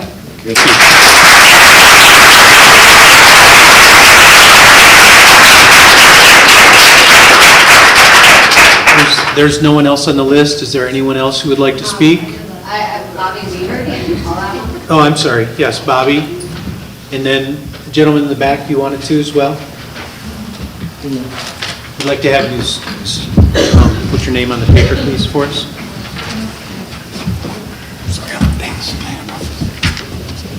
Hi, I'm Bobby Weaver. I live over at 21 Auburn Road, so I'm your next door neighbor.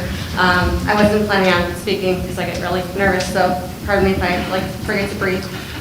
So I moved here about 8 years ago because I have a young son. He's now 14. I specifically moved here because I love the fact that we had the ball fields, the community center, the town hall for my small business. Everything was all right here on one little block. I was just so happy about that. And I love the smell of the barbecue dinners coming in through my windows on summers. And my son's at that age now where He doesn't want to ride 45 minutes on the bus when we live, a mile from the school. And so he chooses to walk to school now.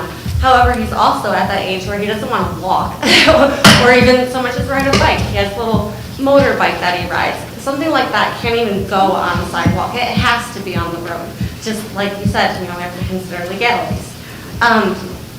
One of the things I love about my house is the fact that I can hear the live music from Salt Point coming through my windows, or the music coming from roads right off my back porch. I can hear it from my bedroom window sometimes. When there's loud trucks driving by, you don't hear that. All you hear is the brakes and the engines revving, and I can't even have a conversation with my neighbors across the street without yelling across the road or having to walk over there. When COVID happened, I had to start working from home. I was fortunate enough to be able to do my work from home. I was able to do Zoom calls. I hate air conditioning, so my windows are always open. However, I was unable to have my windows open anytime that I had to have a conversation with somebody, because all you could hear are the trucks driving by. And even if I close my windows, all you hear is the rattling of the windows as they rev up to go past. Granted, when there's a green light, it's not so bad. However, if there's a red light, that's when you really hear it. The people that are going to be stopping at this gas station, they're going to be stopping. They're not going to be going through that red light. They're going to, or green light, hopefully not the red light. Not to mention the narrowness of the roads. I don't know how many people take a right at Rogues Harbor on a red light, to get past that light quicker. There's going to be all these large trucks who, of course, have to swing 30 left seconds. before they go right, which is going to confuse a lot of people. They're going to be like, oh, I'm just going to go around this way, they're going that way. And I feel like there's going to be a lot more accidents. And with all of the narrow roads, like, I don't know how many times I've seen people trying to pass one or two tractor trailers on a double solid line, because it makes their travel to work 15 minutes longer when you're stuck behind someone that's going like 10 miles per hour, because it takes a long time for those trucks to go faster. All in all, though, it's the noise, the traffic, the safety, all of that is something to take into consideration. And this isn't just in this area, it's going to spread, because these trucks are going to be coming here, and then they're going to be going every way, which 3 direction. minutes. And every time there's a red light or a stop sign, it's going to be causing those same issues for other places. Okay, thank you. Thank you. Thank you.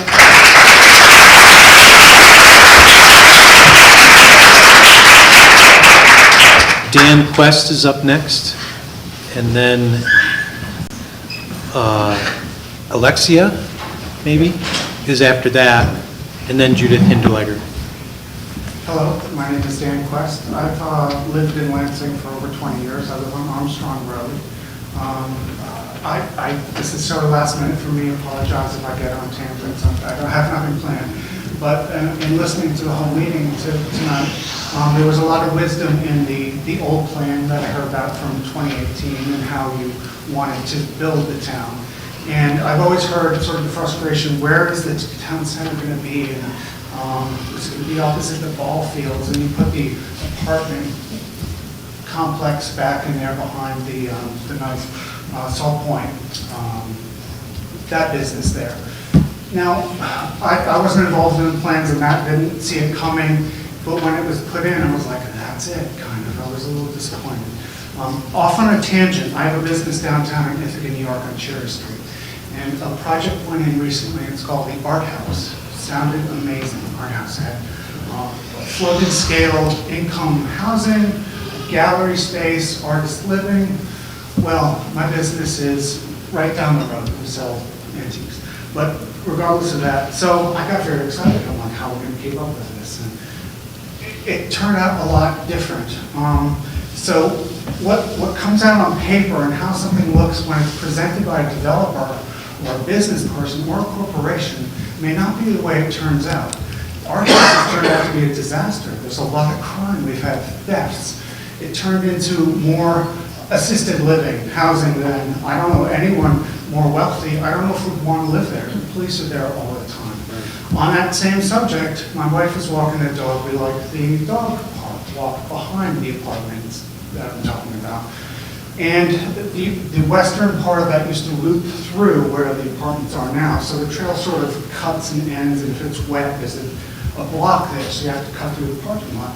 Well, today my wife was walking the dog through, couldn't figure out where to pick up the trail through there, and was approached by a young couple, and the husband said he lost his job, and did she have any money, basically, you know.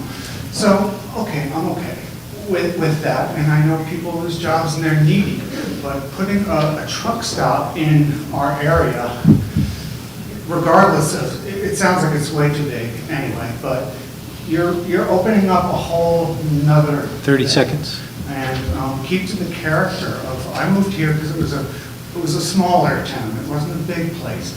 Like a large truck stop like that should be in an area like near where the coal plant is, or was, the old power plant, on a long strip of land where there's no housing around. It doesn't interfere with other businesses, housing, and or interrupt the architecture or mood and atmosphere of the neighborhood. Putting it opposite beautiful building that's at the Rogues Harbor, you should build on that and use that as your focal point and try to keep it as nice as that. That's my only 3 minutes. thought. Thank you.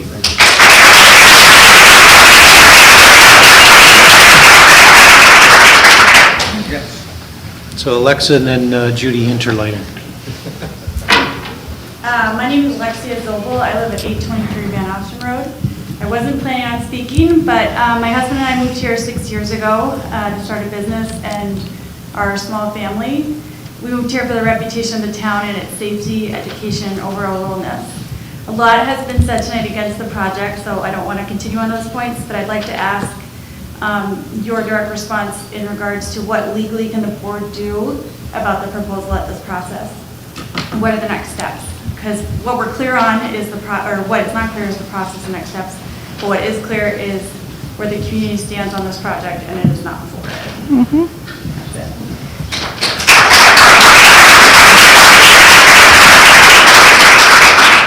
So Judy is next, and then it looks like Justin.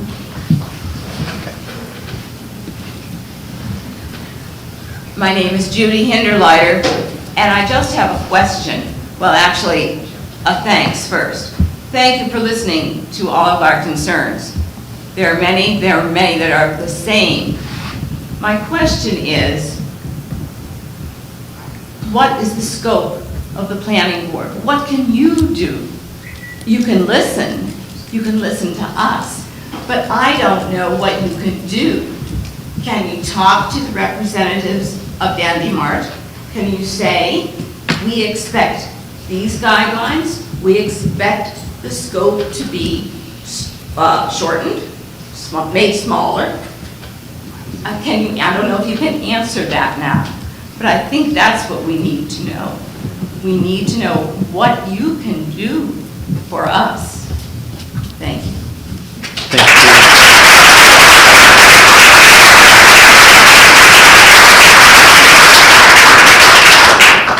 Justin is the last person on the list. Is there anybody else who wants to speak?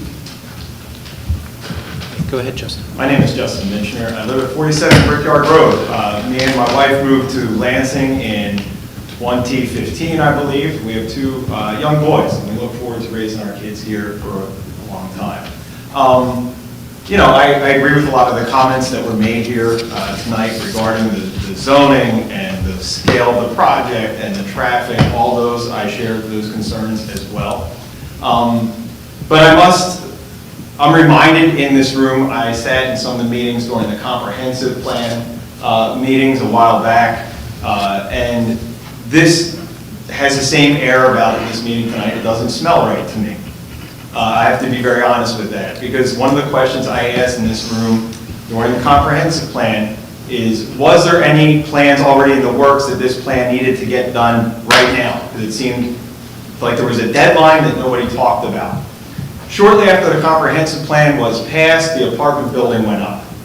Within, a month or two? I don't see how that, unless that conversation was already happening, there's no way you go from establishing a comprehensive plan with no agenda to all of a sudden having a full plan for buildings. That happened extremely quickly. Since those buildings went up, we've had accidents at that intersection where that building is multiple times. So obviously, traffic wasn't considered then, right? We can't make the same mistake if we go forward with this now. Also, since the comprehensive plan happened, we built a useless building up on Trip Hammer that has vacancies, and we already have vacant storefronts next to the existing post office there on East Shore Drive. I don't understand why we're building this hodgepodge network of random structures all around Lansing that don't have any cohesive unity or speak to the what we would like to see as it represented in the comprehensive plan itself. That what all the people here brought up as its description, right? So I don't understand why we keep piecemealing little business opportunities to get tax revenue for the and we're giving up the face value of our community. That doesn't seem to make sense to me. Dandy Mart knows exactly what they're doing. They have a huge team of people that figure out exactly how to take advantage of small towns like ours and prey on them to get their revenue and their income up. We can't be fooled by the big corporation that claims to be a mom and pop shop that's going to take care of the town. 30 Even seconds. their candy cane program, right, relies on it funding itself by the town donating, and then they match it. That's not a give back to the town. That's you support us, and then we do something and pat you on the back for letting us be here. Anyway, they got it figured out. We're going to get duped. And then our prime real estate, what makes Lansing is going to be changed for the foreseeable future, and we'll have to deal with it. And you'll see people move out of their homes around that area because and then we'll have vacant homes on the other side of the street. There's some people that say, oh, well, the property that the Dandy Mart's going to take over has been an eyesore forever. That's 3 minutes. However, we're going to have new vacancies when people move out because they can't take it anymore. So, thank you for your time.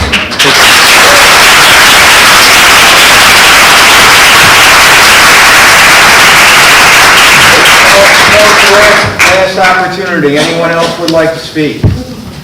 For tonight. I I'd think like we're to gonna- mention one thing, if I may. Sure. Thank you all for coming. I have 8 pages of notes. Thank you so much. We will look at these strongly. They're all good concerns, because it's your concerns. Where this goes, we'll see. But, you talked about mitigation, you talked about other things. The comprehensive plan is, as they say, a snapshot. And that wasn't done for some 20 years. We finally got that through, and it takes a long time. The interesting thing is that Lansing people are very intelligent, they're very methodical, I love them to death. But these things take time when we have a comprehensive plan to go through, which is the thing that starts the discussion of zoning changes. Now, in a perfect world, you do it every 5 years. And we're up to 4, almost our 5th year now. So there are some things that need to be addressed as we grow. And we have growing pains. We have 1,800 roads in 2022, Lansing communities. We have ditches when we should have shoulders because people want to walk and they want to have cycling. These are bits at a time. The sad reality also is that where's our tax base besides on the backs of our residents? Where's our industry? Is there anything here? We can't get inexpensive, reliable, consistent power. How are you supposed to build a business in there? John Dieterhagen was here. He actually had the catering service in Dryden as opposed to here because he could get that. Do we get it through cheaper electricity? I don't know. Where's our housing? Starter home here is what? $300,000, which is $9,000 for your taxes here. These are all reality, and it's all coming to a head here when we have this. I hope that the representatives of the Dandy Mart have heard. I've seen some consistent things here that we're talking about. Scale of operation, pointed on the east side as opposed to as a diagonal. Traffic concerns, having one who's talked to the DOT how many times, try to lower that speed limit. Where do you want to start? Atwater Road? No. Bridge Road down to the town? No. Can you do a turn on Rhodes Harbor? No. Can you do a turn on Peru Road or on Peru to Peru? No. Where else can you go? And here we are. This might be an opportunity to maybe where less is more, where you may be able to get some of these things that you're asking for and not vilify someone, but maybe they are the conduit to do it. Can we do it in a way that also looks nice to that area? It's called form-based code. We've talked about that many times. This actually might be the time to do it. I don't know. But quite frankly, one person came up with 10 different gas stations at one time. And if it was Frank and Pete's gas station, we might not be having these conversations. But the day of the mom and pop stores, pharmacies, nope. I love that. I would love to have one as a pharmacist. Doesn't happen anymore. Garages, hardly any. Gas stations, don't know. What else is there out there that have gone to the wayside? Lansing Market, if you want your local businesses, you need to go there and you just spend your money at the market or other places that we're concerned about. I would hope you keep an open mind about this as we move forward. There's all been great comments, great discussion. And hopefully there can be some middle ground that we can find here and work together. That's all I have to say right now. Thank you. Folks, I just want to make a couple other quick comments following up with that. The planning board is kind of in a tough position right now because the comp plan and the zoning doesn't match, unfortunately. The comp plan is not a legal document. It is a guideline. Zoning is law, and that's what the proposed use is, a legal use of the site. And so where we're running into problems currently is the zoning, we haven't had time to update the zoning to match the opinions in the comp plan. So we're kind of in a tough situation right now with this. So we'll have to see as this works through. We voted on that. And we voted for you. You have to put that into action. And we're going to vote with our dollars and not shop at Dandy Mart if they go there.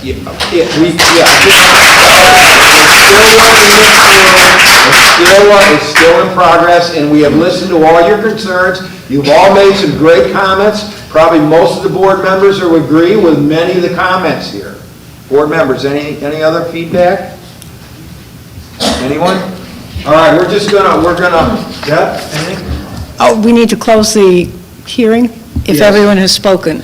Yes, so I'm gonna ask for a recommendation to close the public But this, hearing. Al? It's already spoken. This may be my ignorance, but when I was looking at law, and it's 270 something, it says if your comprehensive plan was adopted, you must follow it. And I don't know where I found it, but I will find it again, because I've been looking on lawyer sites. And there is something, it's 270-something that says, if your comprehensive plan has been adopted after public hearing, which ours was, Right. it must be followed. Okay, sure, go ahead. I would like to see that. Forward that on to, Yeah. all right, so. I'm on vacation this summer, so guess what I'm doing all summer? Hold on, folks. So we got a motion to close. Second? Second. I want to have a discussion.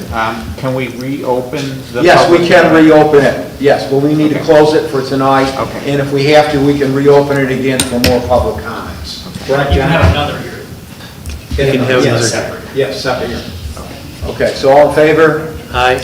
Opposed? Abstained? Okay, that's carried. So I think we're done for tonight, folks. Thank you. Very good comments. Thank you all for the participation. I just noticed, Tim, second, goodbye, Tim Buell gave us a pretty comprehensive